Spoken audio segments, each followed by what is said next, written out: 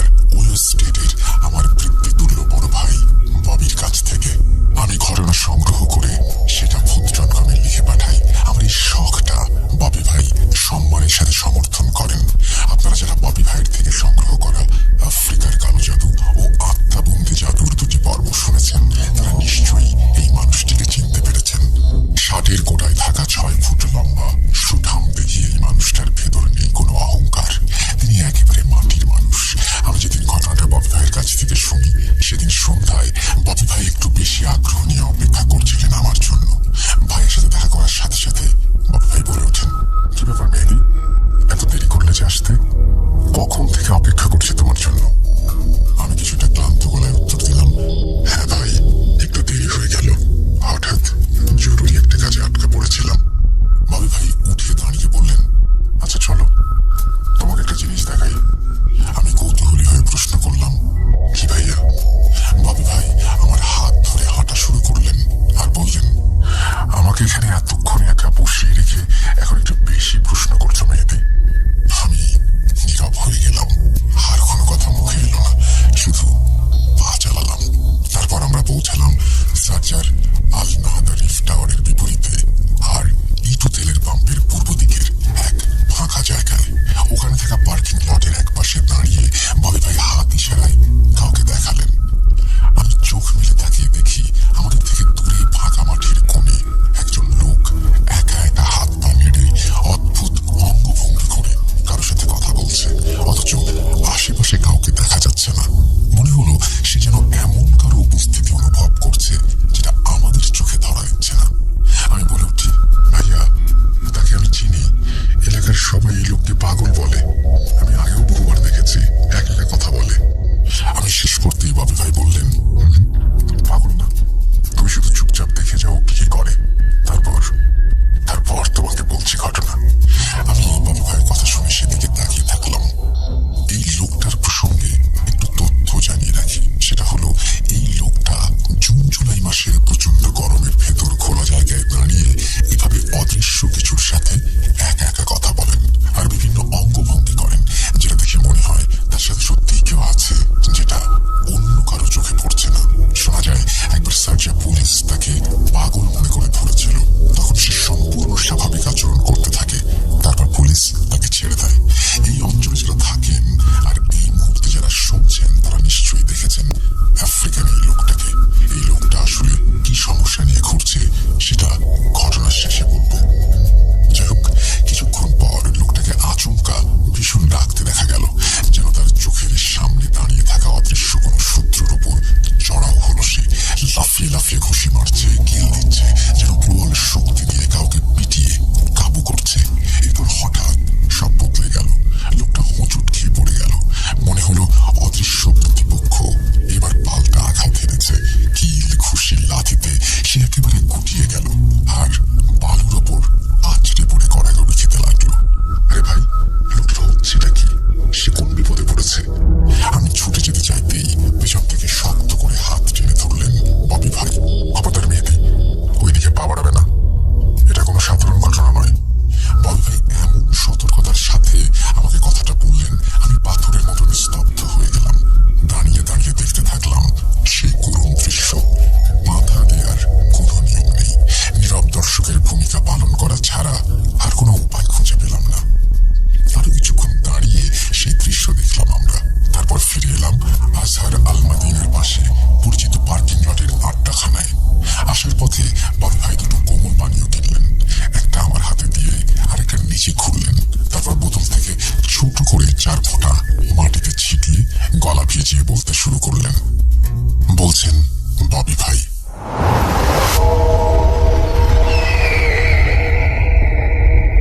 I have never seen the devil, but I have seen some so-called humans who are far more despicable than the devil.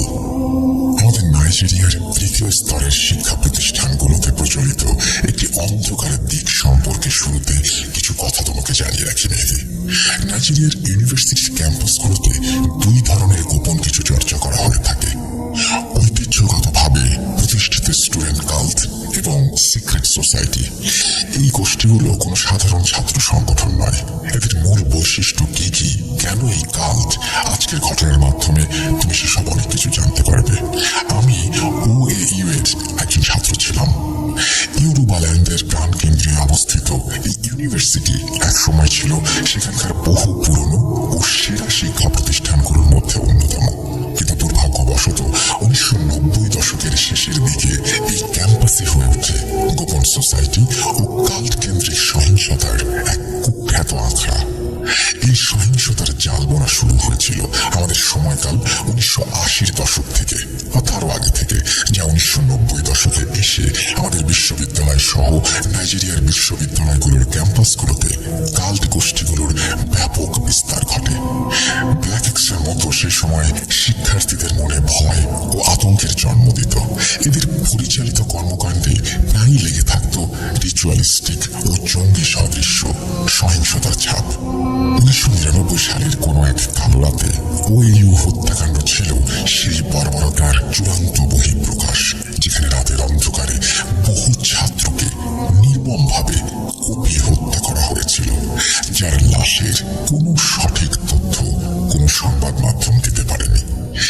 এটি ছিল কোনো বিচ্ছিন্ন ঘটনা না, বরং পুরো দশক জুড়ে ক্যাম্পাসে যে তীব্র কাল সহিংসতা চলছিল তার প্রভাবে ওই বর্বর হত্যাকাণ্ড ছিল, যা স্পষ্ট রিচুয়াল কিলিং মিশন নামে পরিচিত। সে সময় পুলিশ, ছাত্র ইউনিয়ন এবং বিশ্ববিদ্যালয় প্রশাসনের মধ্যেও এক চাপা উত্তেজনার সৃষ্টি হলেও এদের সামনে সবাই অসহায় হয়ে ওঠে। শুধু OAU নয়, আমাদের সময় থেকে নাইজেরিয়ার অন্যান্য বড় শিক্ষা প্রতিষ্ঠানগুলোতেও ঘটে যায় কিছু পরপর ঘটনা। ইউনিভার্সিটিগুলোতে এই ধরনের কাল্ট সহিংসতার খবর পাওয়া যেত। এবার আমি তোমাকে একটি ঘটনা বলছি যার সাক্ষী আমি নিজে, যার অনেক কিছু আমি দেখেছি এবং শুনেছি। আমি OAU এর হল রুমে তৃতীয় বর্ষের ফাইনাল পরীক্ষার জন্য বসে আছি। ক্লাসরুমের পরিচিত আওয়াজটা এখনো মনের ভেতরে বাজছে। কাগজ কলমের খসখস শব্দ, টিকটিক করা দেয়ালের ঘড়ি, দূরে কোনো দরজা খোলার শব্দ। চোখ বরাবর ঘড়ির দিকে চেয়ে আমি লক্ষ্য করলাম আমার এক কাছের বন্ধু টুন্ডে উপস্থিত নেই। একবার হাস্যরসে চিন্তা করলাম হয়তো দেরি করছে, কিন্তু কিছুক্ষণ পরে মনে এক অদ্ভুত খিঁচুনি ধরল। এতটা গুরুত্বপূর্ণ পরীক্ষায় না আসা মানে নিশ্চয়ই তার বড় কোনো বিপদ রয়েছে।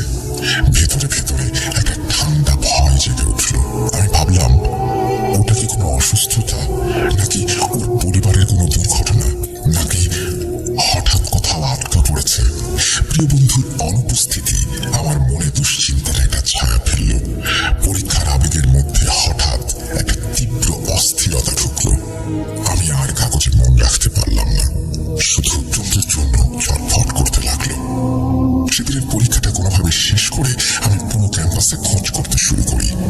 কেন্দ্রীয় গ্রন্থাগারে গিয়ে খুঁজতে থাকি, পাই না। তারপর লেকচার থিয়েটারের গলিতে, ক্যাফেটেরিয়ার বুকারে, স্টুডেন্ট ইউনিয়ন বিল্ডিং সহ সব জায়গায় টুন্ডেকে খুঁজতে থাকি। সেদিন আমি কিছু পরিচিত মুখকে জিজ্ঞেস করি টুন্ডে কোথায়। সবার কাছ থেকে একটি উত্তর আসলো, তারা জানে না কোথায়।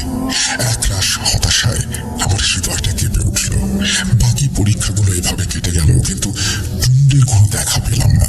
শেষ পরীক্ষা দিয়ে আমি ক্যাম্পাসের বাইরেও টুন্ডেকে খুঁজতে লাগলাম। সেই সময় মোবাইল ফোনের সাথে পরিচিত না হওয়ার কারণে তাকে খুঁজে পাওয়ার আশাটা আমার জন্য আরো কঠিন হয়ে ওঠে। তবুও আমি ক্যাম্পাসের ভেতরে বাইরে দিন রাত তাকে খুঁজে চলি। সব জায়গা, সব পরিচিত বন্ধুদের কাছে খুঁজেও পেলাম না টুন্ডেকে। শেষের পরীক্ষা দিয়ে আমি আর আরেক ঘনিষ্ঠ বন্ধু আদেবায়কে নিয়ে টুন্ডের বাড়ির পথে রওনা হলাম। বন্ধুত্বের সুবাদে এর আগেও তার বাড়িতে যাওয়া হয়েছিল আমাদের।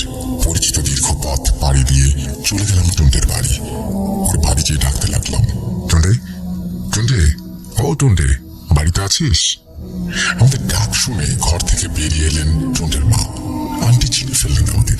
দেখা মাত্রই হাউমাউ করে কেঁদে ফেললেন তিনি। ধীরে ধীরে বাড়ির প্রতিটা সদস্য বেরিয়ে আসলো। সবার চোখে মুখে শোকের ছায়া স্পষ্ট ফুটে উঠেছে।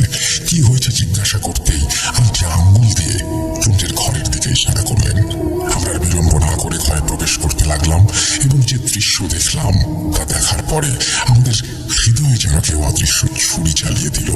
ঘরে ঢুকে টুন্ডেকে দেখে আমাদের হৃৎপিণ্ডটা ধপ করে থেমে গেল। কি দেখছি? এ কি আমাদের সেই সুস্থ সবল বন্ধু টুন্ডে। তার চোখ দুটি যেন দুটো গভীর কালো গহ্বর, যেখানে আলোর কোনো চিহ্ন নেই। চামড়ার সঙ্গে হাড়গুলো এমন ভাবে মিশে গেছে যে মনে হচ্ছে কোনো জীবন্ত কঙ্কাল বিছানায় শুয়ে আছে। তার শরীরটা একদম অসাড়।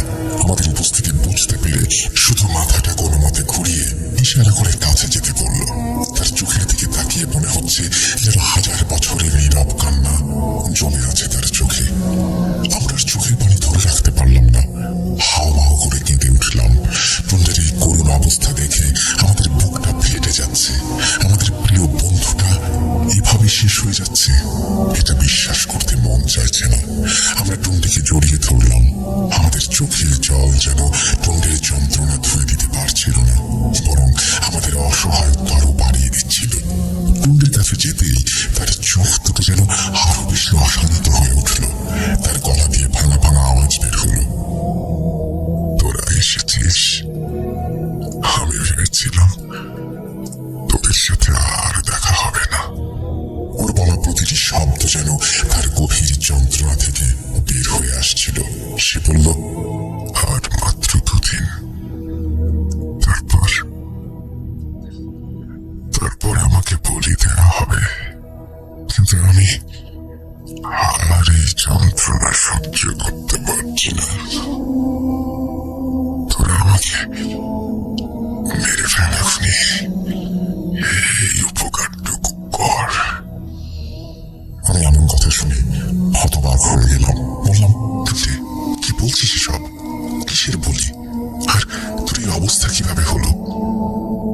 আমার গলা থেকে প্রশ্নগুলো যেন জড়িয়ে যাচ্ছিল। টুন্ডে অসহায় ভাবে বলল, ওরা আমাকে দেখছে। আমি ক্যাম্পাস থেকে পালিয়ে আসার পর থেকে ওরা সব সময় আমার সাথে থাকে।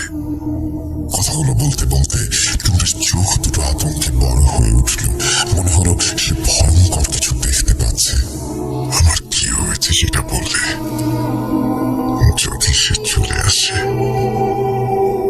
তাহলে আমার গলা টিপে ধরবে, কিন্তু পারবে না। এখন ওরা 3 জন আছে। ওই দেখ, ওরা আমার সাথে ফিসফিস করে কথা বলছে।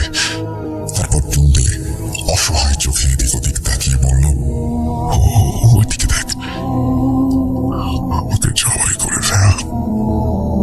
তারপর সে চোখ বুলিয়ে ঘরের চারপাশটা খুঁজতে খুঁজতে বলল, ওখানে একটা ছুরি আছে, আমার গলায় জ্বালিয়ে দে, আমি মুক্তি পাবো। এই বলে সে কাঁদতে শুরু করলো। আমাদের ধৈর্যের বাঁধ তখন ভেঙে যায়। যন্ত্রণা ও রাগ মিশ্রিত কণ্ঠে তাকে বলি, সে কখন থেকে কি সব বলে যাচ্ছিস? তোর কি হয়েছে সেটা তো বলবি। আমার সাথে তাল মেলায় হাতে পায়। হ্যাঁ, সেটা না বললে কিভাবে বুঝবো আমরা? কি হচ্ছে তোর? আমাদের কথা শুনে টুন্ডে কিছুক্ষণ নীরব থেকে বলতে শুরু করে, ওরা 4 জন আমাকে অসহ্য যন্ত্রণা দেয়। এখন যে 3 জন আছে, এই 3 জনের পাশাপাশি প্রতি রাতে কুচকুচে কালো বর্ণের বিকৃত মুখের এক শয়তান আসে আমার কাছে। হ্যাঁ, আমি ভাবি আমিও মানুষ রূপী নিকৃষ্ট শয়তান। শয়তান আসে আমার মতো আর এক শয়তানের কাছে। শয়তানের মনে কোনো দয়া থাকে না, কোনো মায়া থাকে না। তার চোখ থেকে পানি গড়িয়ে পড়ল, তার কণ্ঠস্বর কেঁপে উঠল। কয়েক সেকেন্ড নীরব থেকে টুন্ডে আবার বলতে শুরু করলো, ওই শয়তানটা এই 3 জনকে হুকুম দেয়, এই 3 জনকে নির্দেশ দেয় আমাকে শক্ত করে ধরে রাখতে। তারপর ওই চতুর্থ শয়তানটা আমার গলা টিপে ধরে যতক্ষণ না আমার শ্বাস বন্ধ হয়ে আসে। যখন মনে হয় প্রাণবায়ু বেরিয়ে যাবে, ঠিক তখনই আমাকে ছেড়ে দেয়। আমাকে নিঃশ্বাস নেওয়ার কিছুটা সময়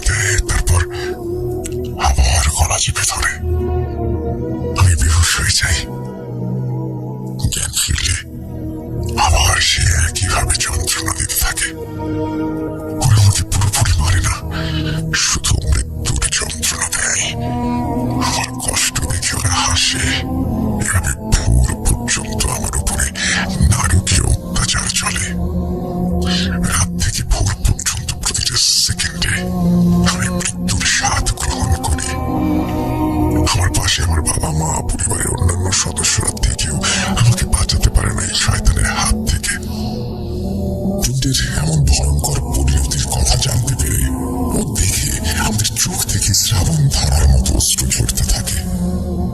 ঘটনা এখানে থামিয়ে দেন ববি ভাই। কয়েক দশকের চাপা কষ্ট তার চোখে মুখে ফুটে ওঠে। ততক্ষণে আমাদের সাথে যোগ দিয়েছে চুক্স, অর্জুন ও কার্তিক। আমরা সবাই নীরবে শুনছিলাম ববি ভাইয়ের বন্ধুত্বের সেই ভয়ঙ্কর অভিজ্ঞতার কথা। চুক্স ববি ভাইকে এই ঠান্ডা পানির বোতল এগিয়ে দিলে উনি গলা ভিজিয়ে দম নিয়ে আমাকে বলেন, টুন্ডে কতটা কষ্ট পেয়েছে সেটা উপলব্ধি করতে হলে কিছুক্ষণ দম বন্ধ করে রাখো মেহেদি, পারবে? ওই পরিস্থিতিতে আমি কি উত্তর দেব ভেবে পেলাম না। মনে পড়ে গেল এক ভয়ঙ্কর অতীতের কথা। গলা থেকে কোনো শব্দ বের করতে পারলাম না। ভূতে বিশ্বাস না করা আমার বন্ধু কার্তিক, যে সবসময় অসংখ্য যুক্তি আমাদের সামনে তুলে ধরেন, বোঝাতে চান এগুলো সব মানুষের বানানো গল্প, সেদিন তিনিও চুপ করেছিলেন মূর্তির মতো। যাই হোক, ববি ভাই আবার বলতে শুরু করলেন। টুন্ডে বলছে, এটা আমার পাপের সাজা, তোরা আমাকে মেরে ফেল, প্রতিদিন বারবার মরে যাওয়ার চেয়ে সেই ভালো। আমাদের বন্ধু টুন্ডের সেই হৃদয় বিদারক আর্তনাদ আমাদের মনকে ক্ষতবিক্ষত করে দিল। আমরা আর কিছু বলতে পারছিলাম না, শুধু তার অসহায় চোখগুলোর দিকে তাকিয়েছিলাম।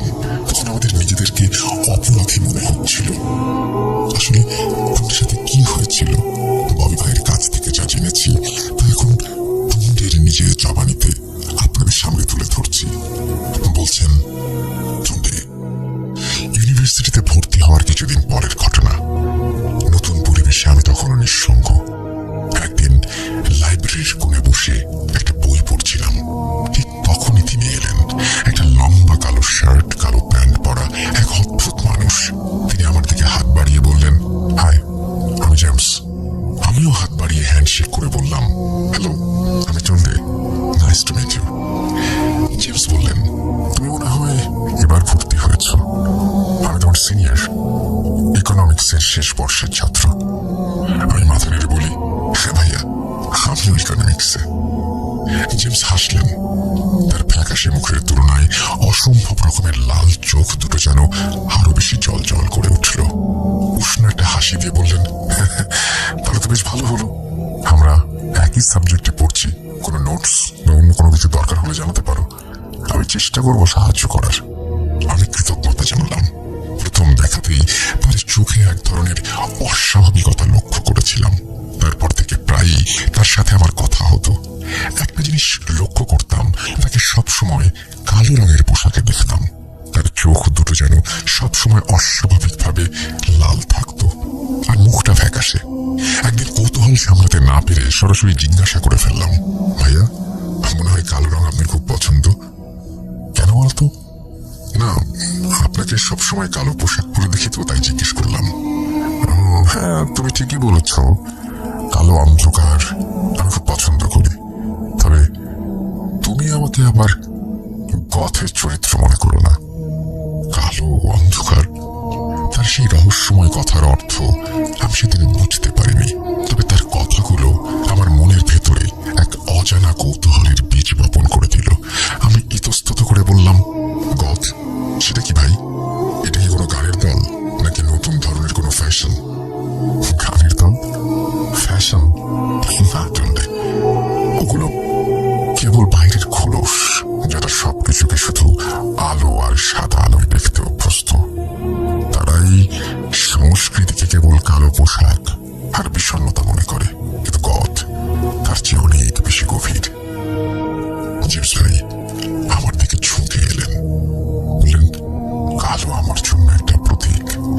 এটা হলো সেই শূন্যতার মতো, যেখানে আলোর প্রতারণা নেই, যেখানে মানুষের ভেতরে সত্য, রহস্য এবং সুপ্ত ক্ষমতাগুলো লুকিয়ে থাকে। সাধারণ মানুষ আলোতে বাঁচতে ভালোবাসে, কারণ আলো তাদের দুর্বলতাগুলোকে ঢেকে রাখে। কিন্তু আমরা যারা অন্ধকারকে ভালোবাসি, তারা জীবনের অমোঘ সত্য অর্থাৎ মৃত্যু, দুঃখ এবং পতনকে অস্বীকার করি না, বরং আমরা তা গ্রহণ করি। এটাই আমাদের শক্তি। আমি মন্থ মন্ত্রমুগ্ধের মতো তার কথা শুনছিলাম। মনে হলো তিনি শুধু একটি ফ্যাশন বা সংস্কৃতি নিয়ে কথা বলছেন না, তিনি জীবনের এক গভীর দর্শন তুলে ধরেছেন। এই দর্শন যেন আমার ভেতরে থাকা দুর্বল অংশটাকে আকর্ষণ করছিল। জেমসের কথাগুলো সেদিন আমার কাছে অন্যরকম মনে হয়েছিল, কিন্তু তার ভেতরের গোপন শক্তি অর্জন করার ইঙ্গিতটা আমি ধরতে পারিনি। আমি তখনও বুঝতে পারিনি এই কালো পোশাক আর গতিক দর্শন হলো কেবল একটি আবরণ, এক এমন দর্শন যা নতুন শিকারকে আকারের জগতে স্বাগত জানানোর জন্য বানানো হয়ে থাকে। দিনে দিনে আমাদের সম্পর্ক বেশ গভীর হয়ে যায়। তিনি আমাকে বিভিন্ন পার্টি ও অনুষ্ঠানে নিয়ে যেতেন। সেখানে তিনি তার কিছু বন্ধুদের, সিনিয়র জুনিয়রদের আমার সাথে পরিচয় করিয়ে দিতেন। এদের মধ্যে আমাদের বিশ্ববিদ্যালয়ের স্টুডেন্ট ছাড়াও অন্যান্য বিশ্ববিদ্যালয়ের স্টুডেন্টরাও ছিল। সকল সেই পার্টির আড়ালে অনেক কিছু চলত এবং তখনও পর্যন্ত সেগুলো আমার চোখে সেভাবে ধরা পড়েনি। এভাবে দিন চলছিল, তোদের সাথেও আমার ভালো বন্ধুত্ব হয়ে যায়। আমি যদি কখনো জেমসকে তোদের কথা বলতাম, অর্থাৎ তুই, আদেবায়ু, তখন জেমস অদ্ভুতভাবে আপত্তি জানাতো। তার এই বিশেষ আপত্তির কারণে আমি কখনো তোদের কাছে জেমসের ব্যাপারে জানাতে পারিনি। যাই হোক, এবার কিছু ঘটনা উল্লেখ করি। ঘটনা 1, আমার কিছু টাকার খুব প্রয়োজন ছিল, কিন্তু বাড়ি থেকে টাকা পাবো না জেনে আমি হতাশায় ভুগছিলাম। এমন সময় সাহায্যের হাত বাড়িয়ে দিলেন জেমস। তিনি টাকাটা আমার হাতে তুলে দিলেন এবং বললেন, তুমি আমার ছোট ভাইয়ের মতো, এটা ফেরত দিতে হবে না।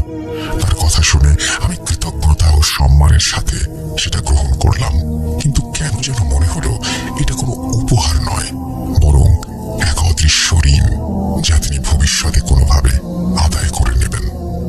ঘটনা 2, তোরা তো জানিস আমি আমার ব্যাচমেট অনিতাকে কতটা পছন্দ করতাম। ইউনিভার্সিটিতে প্রথম যেদিন ওকে দেখি সেদিন থেকেই আমি ওকে পছন্দ করি। বারবার যখন অনিতা আমাকে প্রত্যাখ্যান করে আমি মানসিকভাবে ভেঙে পড়ি। একদিন মন খারাপ করে লাইব্রেরির এক কোণে বসেছিলাম। জেমস আমার কাছে এসে জিজ্ঞেস করলেন, কি হচ্ছে টুন্ডে, এমন কেন মুখ? আমি লজ্জা ভেঙে তাকে সব খুলে বললাম। জেমস হেসে বললেন, চিন্তা করো না, সব ঠিক হয়ে যাবে।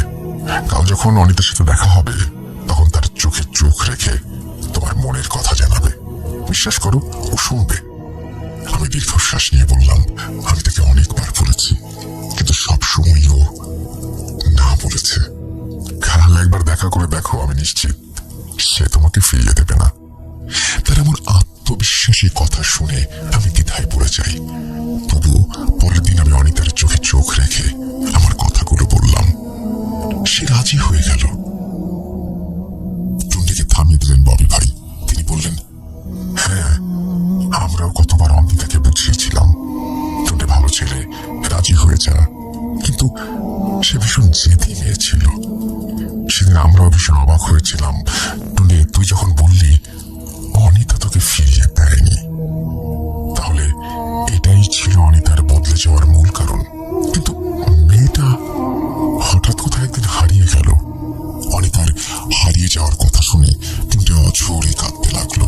তার কাঁপা কণ্ঠে বেরিয়ে আসে ভয়ঙ্কর এক সত্য।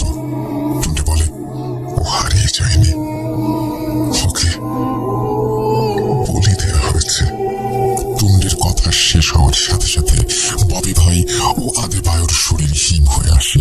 তাদের শরীরে কাঁটা দিয়ে ওঠে। কি বলছিস টুন্ডে? বলি কেন?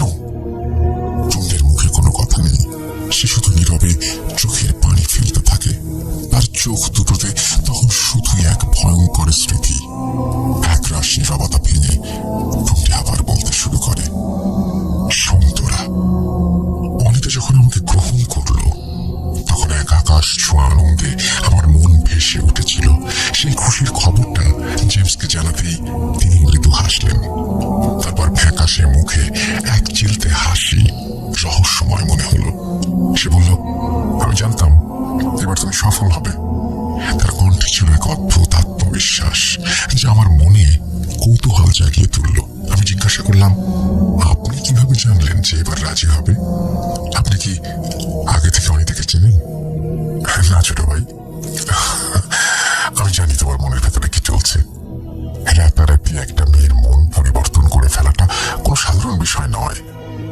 তাহলে আপনি কি কোনো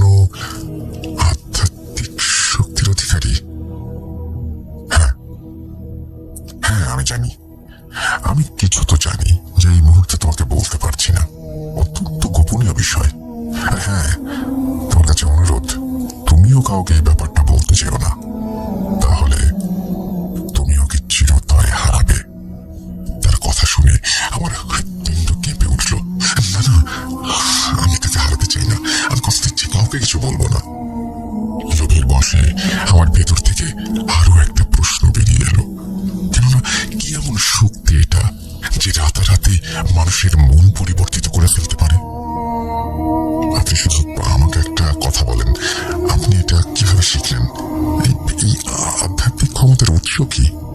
প্রথমে রাজি না হলেও জেমস একটা সময় আমার অনুরোধ মানতে রাজি হলো, কিন্তু আমি তখনও বুঝিনি এটা ছিল আমাকে ফাঁদে ফেলার তার নতুন কৌশল।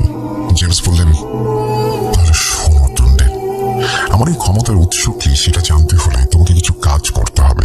আমি যখন দেখবো তুমি এই ক্ষমতাটা আসলে কি সেটা জানার জন্য উপযুক্ত হয়ে উঠেছো, আমি কথা দিচ্ছি শুধু উৎস নয়, এই ক্ষমতা কিভাবে আমি আয়ত্ত করলাম সেটা জানানোর পাশাপাশি আমি তোমাকে হাতে কলমে শিখিয়ে দেব, তুমিও এটা আয়ত্ত করতে পারবে। একটু ভেবে বললাম, আমি রাজি। সেখান থেকেই আমার সর্বনাশের শুরু। আমার মনের ভেতর তখন একটা জিনিসই ঘুরপাক খেতে থাকে, যে শক্তি এক রাতের ভেতরে মানুষের মনের উপরে দখল নিতে পারে, সেই শক্তি যে কোনো মূল্যে আমাকে অর্জন করতে হবে। 7-5 না ভেবে আমি জেমসকে বললাম, ভাই আপনি শুধু বলেন আমাকে কি করতে হবে। তোমাকে প্রথমে সাহসিকতার প্রমাণ দিতে হবে, প্রমাণ করতে হবে যে তুমি এই শক্তি অর্জন করার যোগ্যতা রাখো।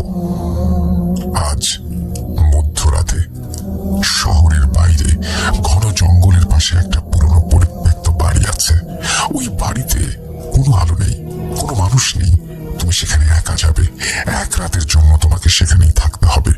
ভোর হওয়ার আগে তুমি কোনোভাবেই সেই বাড়ি থেকে বেরিয়ে আসতে পারবে না। তুমি যদি একটি রাত সেখানে কাটিয়ে কাল সকালে বেরিয়ে আসতে পারো, তাহলে বুঝবো তুমি এই শক্তি অর্জন ও এই পথে চলার যোগ্য। তুমি মনে রেখো টুন্ডে, কোনো ধরনের চালাকি করতে গেলে তুমি ধরা পড়ে যাবে। তখন 1000 বার বললেও আমি তোমার জন্য কিচ্ছু করতে পারবো না। তবে তুমি নিশ্চিত থেকো, এতে তোমার প্রাণ যাবে না। এটা তোমার সাহস কতটুকু আছে সেই পরীক্ষা। আর হ্যাঁ, আমি কিন্তু তোমার উপরে নজর রাখবো। কিভাবে রাখবো সেটা তুমি পরে জানতে পারবে। একটানা কথা বলে জেমস থামলেন। নির্জন এক বাড়িতে একা রাত কাটাতে হবে শুনে আমার শরীর ভয়ে কাঁটা দিয়ে উঠল। এক মুহূর্তের ভেতরে সামলে নিলাম নিজেকে, দৃঢ় সংকল্প নিয়ে বললাম, আমি রাজি। আর এভাবেই নিজেকে আমি নিজের অজান্তেই ঠেলে দিলাম এক অন্ধকার জগতে। সেদিন সন্ধ্যার আগে আমি জেমসের কাছ থেকে ঠিকানা নিয়ে চলে গেলাম সেই পরিত্যক্ত বাড়িতে। একরাশ ভয় আর অবাধ্য জেদ নিয়ে এগিয়ে গেলাম বাড়ির ভেতরে। ততক্ষণে সূর্য ডুবে চারপাশটা অন্ধকারে ডুবে যেতে শুরু করেছে। আমি ধীরে ধীরে পা বাড়াই। ঘরের ভেতর ঢুকতেই আমার নাক পর্যন্ত এক বিচিত্র গন্ধ উঠে এলো। ধুলো, পচন আর স্যাঁতস্যাঁতে গন্ধে আমার মনে হলো এ শুধু পুরনো বাড়ির গন্ধ নয়, এ যেন পচন ধরা কোনো রহস্যের ঘ্রাণ। মৃদু চাঁদের আলোর সাথে আমি দেখতে পাই ভাঙা কাঠের জানালার পাল্লাগুলো ঘরের মেঝেতে তির্যকভাবে পড়ে আছে, আর আমার প্রতিটা পদক্ষেপের শব্দগুলো এক এক করে ছড়িয়ে পড়তে থাকে এই নির্জন ভৌতিক বাড়িটাতে। আমি সাথে করে একটি ছোট টর্চ লাইট এনেছিলাম। সেটার সাহায্যে আমি পরিত্যক্ত বাড়ির ভেতরে ও বাইরে ভালো করে দেখতে থাকি। ভয় যেন আমাকে গিলে খেতে শুরু করেছে। আমি নিজের ভয়কে চাপা দিয়ে শক্তভাবে নিজেকে মনে করালাম, অনিতাকে আমার চাই। যে কোনো মূল্যে আমি তাকে হারাতে দেব না। এই শক্তি আমাকে অর্জন করতেই হবে। এই চিন্তা আমাকে অনড় রাখলো। হঠাৎ এক ঘর থেকে একটা শিশুর কান্না আমি শুনতে পেলাম। শব্দটা মনে হচ্ছিল যেন অনেক দূর থেকে ভেসে আসছে। আমি কান খাড়া করে শুনলাম। কান্না মুহূর্তের মধ্যে থেমে গেল। আমি বুঝতে পারছিলাম এটা নিছক কোনো ভৌতিক ঘটনা নয়, এর পেছনে জেমসের কোনো কৌশল বা পরীক্ষা আছে। তাই আমি নিজেকে সংযত করে সেই শব্দের উৎসর দিকে এগিয়ে গেলাম। কান্নার উৎস ধরে সেদিকে পা রাখতেই কান্নার শব্দটা আবারও শুরু হলো। আমি থেমে যাই। আমার হৃদয়ের কম্পন বৃদ্ধি পায়। প্রতিটা কম্পন যেন এক একটি কামানের আঘাত। আমি শব্দটার কাছে, একদম কাছে চলে আসি। এবার তা আমার ঠিক কানের পাশেই কেউ করছে। আমি দ্রুত ঘুরে দাঁড়ালাম, কিন্তু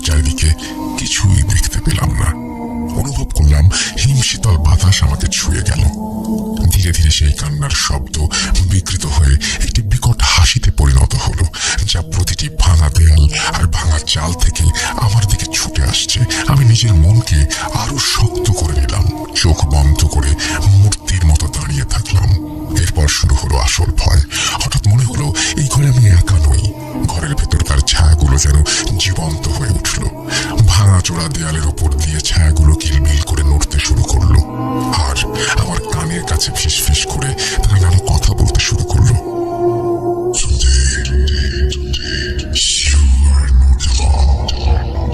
আমার শরীর ভয়ে কাঁটা দিয়ে উঠল, কিন্তু আমি 1 ইঞ্চিও নড়লাম না। আমি নিজেকে বোঝাতে লাগলাম যে এই ভয়গুলো শুধুই আমার মনের দুর্বলতা। হঠাৎ আমার চোখের সামনে একটি অস্পষ্ট অবয়ব ভেসে উঠল, যেটি দেখতে অনিতার মতো। সেই আকৃতিটি আমাকে কাঁদতে কাঁদতে বলল, আমাকে ভুলে যাও, এখান থেকে পালাও। এই দৃশ্য দেখে আমার বুক ভেঙে গেল, কিন্তু আমি ভেঙে পড়তে পারি না। আমি চিৎকার দিয়ে বললাম, না, আমি যাবো না।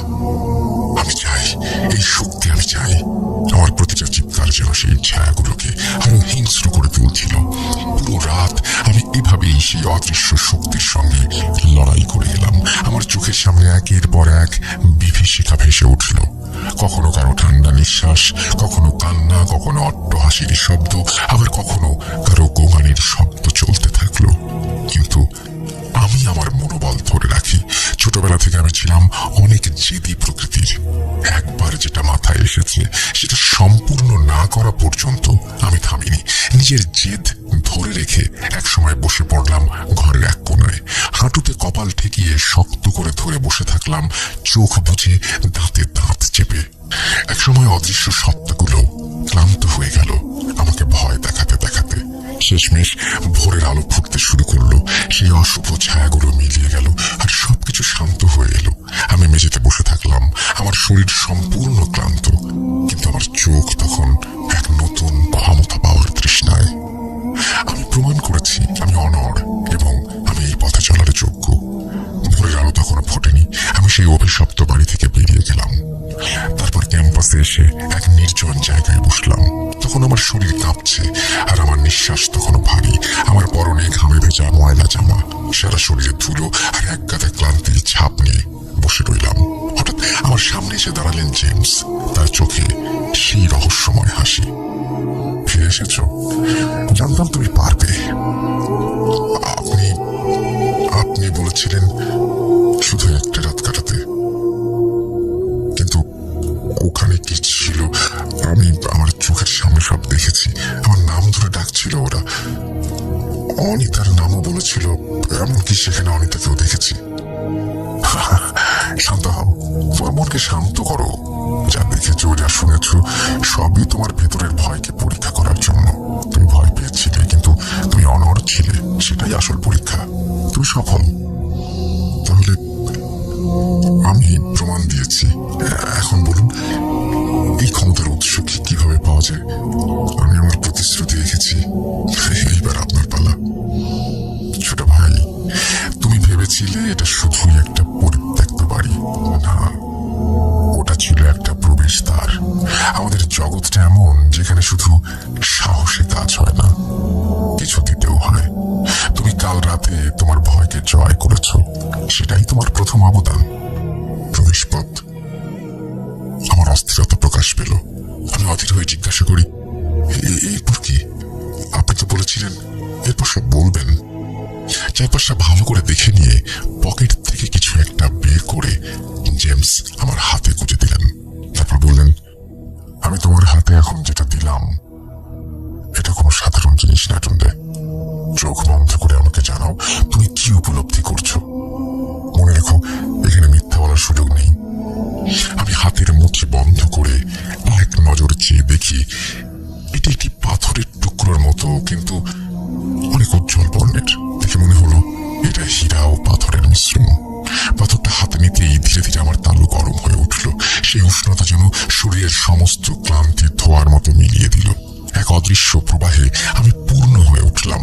এক অচেনা প্রবল শক্তি আমার শিরা উপশিরায় বিদ্যুৎ প্রবাহের মতো ছড়িয়ে পড়ল। সেই মুহূর্তে আমি অনুভব করলাম আমি যেন এক বিশাল সাম্রাজ্যের অদৃশ্য সম্রাট। সমস্ত ক্ষমতা আমার হাতের মুঠোয়। মুহূর্তের মধ্যেই আমার মন মানসিকতা পাল্টে গেল। আমি অনুভব করলাম আমি হয়ে উঠেছি এক ক্ষমতা পিপাসু। ঠিক তখনই জেমস আমাকে ধাক্কা দেয়। সে আমার কাঁধ ঝাঁকিয়ে বলে, এই ছোট ভাই, কোথায় হারিয়ে গিয়েছিলে? এবার বলো, কেমন লাগলো পাথরটা ছুঁয়ে? এটা এটা কি? এই পাথর আমাকে যেন এক অন্য জগতে নিয়ে গিয়েছিল। আমি কল্পনার অতল সমুদ্রে ডুবে গিয়েছিলাম। এটা কোনো সাধারণ পাথর না। আমার এক গুরুর কাছ থেকে অনেক অনুরোধের পর শুধু তোমার জন্য নিয়ে এসেছি, যেন তুমি আমাদের ক্ষমতার আসল ব্যাপারটা বুঝতে পারো। আচ্ছা ভাই, এই পাথরটার রহস্য বলবেন? এই রহস্য জানতে হলে তোমাকে আরো অপেক্ষা করতে হবে, আরো কিছু পরীক্ষা দিতে হবে। তার কথায় আমি ভীষণ হতাশ হয়ে পড়লাম। একরাশ অস্থিরতা নিয়ে বললাম, ভাই, আরো পরীক্ষা? অন্তত এটা তো বলেন এই শক্তির রহস্য কি? কিন্তু এত অস্থির হলে চলবে না। শক্তি সহজে পাওয়া যায় না, তবে হ্যাঁ, একটু ইঙ্গিত দিতে পারি। কিন্তু শর্ত আছে, তুমি কাউকে বলতে পারবে না। মনে রেখো, যদি কাউকে জানাও, অনিতা তোমাকে ছেড়ে চলে যাবে। কি বলছেন ভাই? এই শক্তির রহস্য হলো, এটা তুমি যা চাও তাই পাবে। আর এই শক্তি যে কোনো সম্পর্ক জোড়া লাগাতে পারে, কিন্তু একবার যদি সেটা ভেঙে যায় আর বেঁকে যায়, তাহলে আর কোনোদিন আগের মতো জোড়া লাগে না। অনেকটা চুম্বকের মতো। একটা চুম্বক যখন ভেঙে ফেলা হয়, তখন যদি সেটার টুকরোগুলো উল্টে দেয়া হয়, আকর্ষণের বদলে বিকর্ষণ শুরু হয়ে যায়। একটানা কথাগুলো বলে থামলেন জেমস। আমি চুপচাপ শুনে যাচ্ছিলাম। এই ক্ষমতা হাতছাড়া হয়ে গেলে, এর প্রভাব কেটে গেলে অনিতাকে চিরতরে হারাতে হবে, এটা আমি কোনোভাবে মেনে নিতে পারি না। আমার বুকের ভেতরটা হাহাকার করে ওঠে। আমি অসহায় হয়ে পড়ি। আমি জেমসকে বলি, না না, এটা হতে পারে না। আমি যে কোনো কিছু করতে রাজি। জেমস যেন এমনই একটা মুহূর্তের অপেক্ষায় ছিল। তুমি জানো না এই ক্ষমতা কতটা বিরল। এই শক্তি দিয়ে তুমি পুরো জগৎকে নিয়ন্ত্রণ করতে পারবে, কিন্তু মনে রেখো, এই শক্তি আসে এক বিশাল দায়িত্বের সাথে। তুমি কি সে দায়িত্ব নেওয়ার জন্য প্রস্তুত?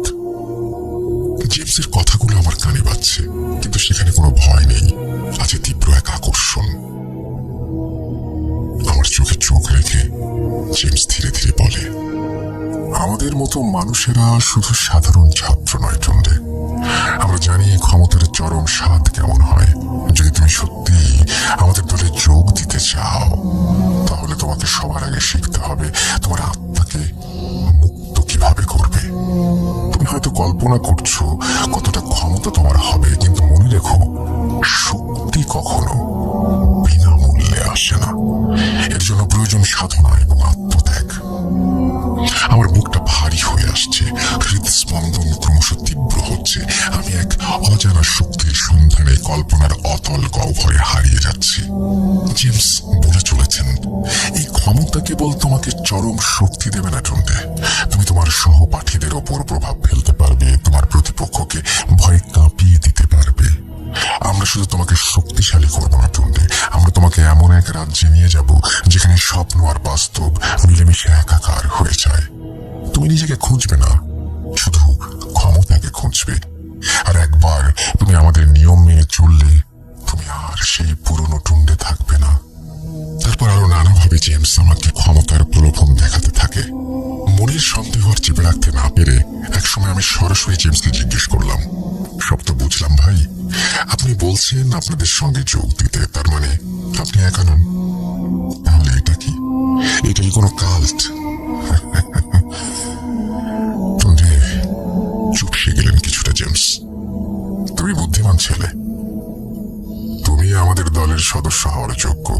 হ্যাঁ, আমি স্টুডেন্ট কাল্ট কথাই বলছি। জেমসের কথা শুনে আমার পায়ের নিচের মাটি সরে গেল। মনে মনে বললাম, তাহলে এতদিন যার সঙ্গে মিশেছি সে একজন কাল্ট সদস্য। আমি দ্বিধাগ্রস্ত হয়ে বললাম, ভাই, কাল্ট এটা তো একটা ভয়ঙ্কর সংগঠন বলে জেনেছি। না না, জেনে শুনে আমি এই পথে পা বাড়াতে পারি না। জেমস একটা তাচ্ছিল্যের হাসি হেসে বললেন, উই আর ব্রাদার্স।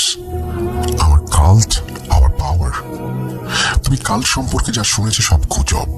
কিছু মানুষ ক্ষমতাশালী ব্যক্তিদের উপরে বিরক্ত হয়ে অনর্থক গুজব ছড়ায়। ভেবে দেখো তুমি কি চাও, পরে আমাকে জানাও। আমি এখন যাচ্ছি, একটু কাজ আছে। আমার নীরবতা ভাঙার আগেই জেমস উঠে পড়লেন। আমাকে আর কোনো কথা বলার সুযোগ না দিয়ে তিনি এক পা দুই পা করে মিলিয়ে গেলেন। জেমস আমাকে বলেছিলেন তিনি 3 বছরের বেশি সময় ধরে এই সংগঠনে আছেন, তার কোনো ক্ষতি হয়নি। আমার বিবেক, বিচার বুদ্ধি আর লোভ সবকিছু যেন 2 ভাগে বিভক্ত হয়ে গেল। এক অংশ চাইছে আমি কালকে যোগ দিই, অন্য অংশ বলছে এটা ঠিক নয়। আমি জানি নাইজেরিয়ার শিক্ষা প্রতিষ্ঠানে গড়ে ওঠা স্টুডেন্ট কাল্ট বা ছাত্র সংগঠনের নামে যে গোপন গোষ্ঠীগুলো কাজ করে সেগুলো আপাত দৃষ্টিতে জেমসের বলা একতা বা ক্ষমতার মতো মনে হলেও এর পেছনের বাস্তবতা অত্যন্ত ভয়ঙ্কর। আমার মতো অনেক শিক্ষার্থীকেই তারা এইভাবে নানা প্রলোভন দেখিয়ে আকৃষ্ট করে। কাল্টগুলো তাদের সদস্যদের মধ্যে এক ধরনের ভ্রাতৃত্ববোধ ও ক্ষমতার অনুভূতি তৈরি করে, যা বিশেষভাবে তরুণদের কাছে আকর্ষণীয় মনে হয়। কিন্তু একতার আড়ালে থাকে সহিংসতা, ভয় এবং বঞ্চনার এক অন্ধকার জগৎ। যাই হোক, এর মধ্যে শারীরিক নির্যাতন, মানসিক অত্যাচার এবং অবমাননাকর কাজ অন্তর্ভুক্ত থাকে। তাছাড়া নাইজেরিয়ার শিক্ষা প্রতিষ্ঠানগুলোতে একসাথে অনেকগুলো কাল্ট গোষ্ঠীর উপস্থিতি বিরাজমান। এই গোষ্ঠীগুলোর মধ্যে প্রায়ই শ্রেষ্ঠত্ব ও আধিপত্য বিস্তার নিয়ে সংঘর্ষ বাধে। তাছাড়া কাল্টগুলো নিজেদের মধ্যে শুধু সীমাবদ্ধ থাকে না, তারা প্রায় চাঁদাবাজি, মাদক ব্যবসা এবং আরো নানা ধরনের অপরাধমূলক কর্মকাণ্ডে জড়িয়ে পড়ে। সে সাথে কাল্টে যোগ দেওয়ার পর একজন শিক্ষার্থীর পড়াশোনায় মনোযোগ দেওয়া প্রায় অসম্ভব হয়ে পড়ে। অপরাধ ও সহিংসতায় জড়িয়ে থাকার কারণে অনেক সদস্যকে বিশ্ববিদ্যালয় থেকে বহিষ্কার করা হয়। আমার সব ভাবনার অবসান ঘটিয়ে আমি সিদ্ধান্ত নিলাম কাল্টে যোগ দেব। জেমসকে আমার সিদ্ধান্তের কথা জানালাম। সময় হলে তোমাকে আমি নিয়ে যাব, সেখানেই তোমার দীক্ষার ব্যবস্থা হবে। সেই শুরু। জেমস আমাকে কখনো মাদক সেবন করতে দিত, কখনো বা বন্ধুর সঙ্গে প্রতারণার নির্দেশনা দিত। আমি আপত্তি জানালে সে বলতো, আরে ভাই টুন্ডে, এগুলো শুধুই পরীক্ষা, আমি জানি তুমি এগুলোতে অভ্যস্ত নও। আমি যেন তার হাতের খেলার পুতুল হয়ে উঠেছিলাম। সে যা বলতো আমি তাই মেনে নিতাম। জানি না কি হয়েছিল আমার, হয়তো মাদকের প্রভাব, হয়তো বা ক্ষমতার লোভ আমাকে এক বিপজ্জনক পথে ঠেলে দিচ্ছিল। শেষমেশ দীক্ষার সেই দিনটা এলো। তখন মোবাইল বা ইন্টারনেট ছিল না, তাই যোগাযোগ হতো সরাসরি। সেদিন লাইব্রেরিতে বসে পড়াশোনা করার সময় একজন অচেনা ছেলে আমার হাতে একটি ভাঁজ করা কাগজে ধরিয়ে দিয়ে দ্রুত চলে গেল। কাগজটা খুলে দেখলাম তাতে লেখা, আজ রাত 12টায় বিশ্ববিদ্যালয়ের পুরনো হোস্টেলের পেছনের পরিত্যক্ত জায়গায় দেখা করতে হবে, কেউ যেন না জানে। লেখাটা পড়েই বুকটা দুরু দুরু করে উঠল। অজানা এক ভয় আর নতুন ক্ষমতা পাওয়ার আনন্দ আমাকে গ্রাস করলো। অবশেষে সবার চোখ ফাঁকি দিয়ে আমি সময় মতো সেখানে গেলাম। জেমস আমার জন্য অপেক্ষা করছিল। কিছু বলার আগেই সে আমাকে ইশারা করলো। বেশ কিছুটা পথ হেঁটে আমরা পৌঁছালাম একটা ব্রিজের কাছে। জায়গাটা শুনশান, অন্ধকার। ব্রিজের নিচে আবছা আলোয় কয়েকটি কালো ছায়া দেখতে পেলাম। তারা সম্ভবত আমার জন্যই অপেক্ষা করছে। কাছে যেতেই কালো মুখোশ পরা সবাই একসাথে বলল, ওয়েলকাম টু ব্রাদারহুড। আমি কোনো উত্তর দিলাম না, শুধু নীরবে দাঁড়িয়ে রইলাম। জেমস আমাকে ইশারায় সবাইকে অনুসরণ করতে বলল। আমরা একটা সংকীর্ণ পথ ধরে এগিয়ে চললাম। পথটি ছিল ঘন ঝোপঝাড় আর আগাছায় ভরা। অনেকটা হাঁটার পর আমরা একটা খোলা জায়গায় পৌঁছালাম, যেখানে একটি পরিত্যক্ত গুহা দেখা যাচ্ছিল। গুহার প্রবেশ মুখে আরো একজনকে দেখতে পেলাম। যতটুকু দেখা যায় হালকা আলোয় বুঝলাম সেও সবার মতো কালো পোশাক পরে আছে, কিন্তু পোশাকটা আরো লম্বা, মাথায় কোকড়ানো চুল আর হাতে একটা অদ্ভুত লাঠি। এমন সময় জেমস আমাকে বলল, টুন্ডে, এখন থেকে তোমার পরিচয় টুন্ডে নয়, আমরা সবাই নতুন পরিচয়ে পরিচিত হই। তোমার নাম হবে সর্বছায়া। গুহার ভেতরটা একদম শান্ত। মুখোশধারীদের চোখগুলো আমার দিকে স্থির। গুহার পাথরের গায়ে কিছু আঁকা বাঁকা চিহ্ন আঁকা ছিল। মাঝখানে একটি ছোট মশাল জ্বলছিল, যার আলোয় পরিবেশটা আরো রহস্যময় মনে হলো। জেমস আমাকে মাঝখানে দাঁড়াতে বলল। আমি মাঝখানে দাঁড়াতেই লাঠি হাতে একটা লোক আমার সামনে এসে দাঁড়ালেন। তার উপস্থিতি সবার হাবভাব দেখে বুঝতে পারলাম তিনি দলের গুরু। শোনো টুন্ডে, আজ পর্যন্ত যারা এই গুহায় এসেছে তারা স্বেচ্ছায় এসেছে। আর এখানে আসার অর্থ হলো এখন থেকে তুমি আমাদের সদস্য। তুমি স্বাভাবিক জীবনে ফিরে যেতে পারবে না, সেই সুযোগ নেই। তোমার জন্য বিশেষ সতর্কবাণী, এখন তোমাকে কিছু পরীক্ষা নেওয়া হবে। একটি বিশেষ রীতিনীতি সম্পন্ন হলে তোমাকে আমাদের সদস্য পদের মর্যাদা দেওয়া হবে। মনে রেখো টুন্ডে, তুমি আমাদের ইচ্ছায় ঘুড়ি মাত্র, আর সেই ঘুড়ির নাটাই থাকবে আমাদের হাতে। তুমি কি তোমার সিনিয়রদের নির্দেশনা মানবে? হ্যাঁ, আমি কাল্টের সব নির্দেশনা মেনে চলব। এরপর শুরু হলো সেই ভয়ঙ্কর দীক্ষা পর্ব। তারা আমাকে একের পর এক চ্যালেঞ্জ দিতে লাগলো। প্রথমে ছিল শারীরিক শক্তির পরীক্ষা, যেখানে এমন কিছু কাজ করতে বলা হলো আমার শরীরের সমস্ত শক্তি শুষে নিচ্ছিল। সেই গুরু আমার কাছে একটা পাত্র নিয়ে এলেন, যা থেকে ধোঁয়া বেরোচ্ছিল। সেই ধোঁয়া আমার নাকের কাছে ধরতেই আমার ভীষণ অস্বস্তি লাগলো। আমি ছটফট করতে লাগলাম, শ্বাস নিতে পারছিলাম না। মনে হচ্ছিল এখনই আমার হার্ট অ্যাটাক হবে। দীর্ঘ সময় ধরে চলতে লাগলো সেই মরণ যন্ত্রণা। অবশেষে আমার যন্ত্রণা ধীরে ধীরে কমতে লাগলো। সাবাস টুন্ডে, তুমি মৃত্যুকে হার মানাতে পেরেছ। আমার পিলে চমকে গেল। তার মানে আমাকে মরণঘাতী কোনো নেশাদ্রব্য দেওয়া হয়েছিল। কেমন নিষ্ঠুর পরীক্ষা! প্রশ্নগুলোর উত্তর আমি পরে পেয়েছি, কিন্তু ততক্ষণে আমার অনেক ক্ষতি হয়ে গেছে। এরপর ছিল মানসিক পরীক্ষা। তারা আমাকে এমন সব কথা বলতে লাগলো যে আমার পুরনো জীবনের প্রতি বিশ্বাসকে নাড়িয়ে দিচ্ছিল, যেন আমি একজন নতুন মানুষ হিসেবে জন্ম নিচ্ছিলাম। তোমার পুরনো জীবনের সব ভয়, দুর্বলতা আর পরিচয় ধুয়ে মুছে যাক। এই ছুরি দিয়ে তোমার হাতের তালু কেটে দেবতার মাথায় রক্ত দিয়ে শপথ করো। কথাগুলো বলার আগে গুরু আমার সামনে একটি ধারালো ছুরি আর একটা কুৎসিত মূর্তি এনে রাখলেন। মূর্তিটি নাইজেরিয়ার স্যানগো দেবতার। আমি ভয় পেয়েছিলাম, কিন্তু সেই মুহূর্তে আমার চোখে ভেসে উঠল জেমসের দেখানো সেই ক্ষমতার ছবি। আমার দরিদ্রতা, তাছাড়া সেখান থেকে ফিরে আসারও কোনো পথ নেই। আমি হাত বাড়িয়ে ছুরিটি তুলে নিলাম, নিজের হাতের তালু কেটে ফেললাম। রক্ত গড়িয়ে সেই স্যানগো দেবতার মূর্তির ওপর পড়ল। যন্ত্রণায় আমার চোখে পানি এসে গেল। এরপর আমি গুরুর সঙ্গে তাল মিলিয়ে বলতে লাগলাম, আমি টুন্ডে শপথ করছি যে ইত্যাদি ইত্যাদি। স্যানগো দেবতাকে রক্তদানের মাধ্যমে আমি কাল্টের কাছে আমার আত্মা বিক্রি করে দিলাম। অবশেষে আমি একজন সদস্য হয়ে উঠলাম। এরপর জেমস হাসি মুখে আমার ক্ষতস্থানে একটি কাপড় বেঁধে দিল এবং আমার কাঁধে হাত রেখে বলল, স্বাগতম ভাই। সেই রাতের পর আমি আর আগের টুন্ডে ছিলাম না। আমি তখন থেকে সর্পছায়া নামে কাল্টের পরিচিতি লাভ করি। পুরনো জীবন, আমার দুর্বলতা, আমার বিবেক, সবকিছুকে আমি সেই রাতে বিসর্জন দিয়ে এসেছি। এই পর্যায়ে ববি ভাই আবারও থেমে গেলেন। কিছুটা বিশ্রাম নিয়ে আবারও বললেন, শোনো মেহেদি, টুন্ডের দীক্ষা যে প্রক্রিয়ায় হয়েছে সেটা ছিল একটি মাত্র পন্থা। আমি কৌতূহল চেপে রাখতে না পেরে বললাম, তার মানে আরো প্রক্রিয়া আছে? হ্যাঁ আছে। নাইজেরিয়াতে অসংখ্য কাল্ট গোষ্ঠী আছে, আর এক এক গোষ্ঠীর রীতিনীতি, দীক্ষা পদ্ধতি এক এক রকম। এখানে ভুডু, জুজু আরো অনেক ধরনের অপদেবতাকে ব্যবহার করে কাল্ট পরিচালনা করা হয়। উল্লেখ্য, নাইজেরিয়াতে ভুডু ও জুজুর চর্চা ভালো এবং খারাপ উভয় কাজেই ব্যবহার করা হয়। সবার উদ্দেশ্য এক, আর তা হলো ক্ষমতা। তোমরা নিশ্চয়ই জানো আমি কিছু পান করার আগে কেন 4 ফোঁটা পানিও মাটিতে ফেলে তারপর পান করি। আমি বিশ্বাস করি আমার 4 পূর্বপুরুষের আত্মা আমার সঙ্গে আছে এবং আমার দেয়া সবকিছু পান করেন তারা, এতে খুশি হন। হ্যাঁ, আমরা জানি, আপনি বলেছিলেন একবার। নাইজেরিয়া এমনই এক দেশ যেখানে বহু ভাষা, বহু জাতির মানুষ তাদের ধর্মীয় পরিচয়ের পাশাপাশি নিজ নিজ জাতিগত ও গোত্রের নিয়ম মেনে চলে। এখানে ধর্ম যাই হোক না কেন, কিছু নিয়ম আছে যা জাতিগত। এখানকার উদাহরণ সহ ববি ভাই বলেন, যেমন ধরো আমরা ইবো, আমাদের একটি বিশেষ অনুষ্ঠান হলো ইজি বা নতুন ফসল উৎসব।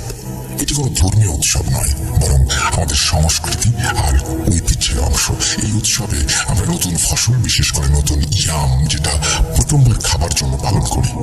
এই দিনে ইবোরা দল বেঁধে একত্রিত হয়। সবার বাড়িতে নতুন ইয়াম তৈরি করে রান্না করা হয়। এটি আমাদের জাতির উৎসব, আমাদের পরম্পরার অংশ। আমরা ওই দিন এক দেবতার কাছে ইয়ামের বড় একটি টুকরো কেটে উৎসর্গ করি। এই উৎসবের মধ্য দিয়ে আমরা প্রকৃতির প্রতি কৃতজ্ঞতা জানাই। এটি আমাদের মধ্যে একতা ও ভ্রাতৃত্ববোধকে আরো শক্তিশালী করে। বাবুয়ের কথা শুনে আমি মন্ত্রমুগ্ধের মতো বসেছিলাম। নাইজেরিয়ার সমাজের এক অজানা দিক আমার সামনে উন্মোচিত হচ্ছিল, যা আমার কল্পনার বাইরে। যাই হোক, আবার পুরনো ঘটনায় ফেরা যাক। টুন্ডে বলছেন, কাল্টে যোগদানের পর শুরু হয় নতুন জীবন, কিন্তু আমি জানতাম না সেটা নতুন এক নরকের শুরু মাত্র।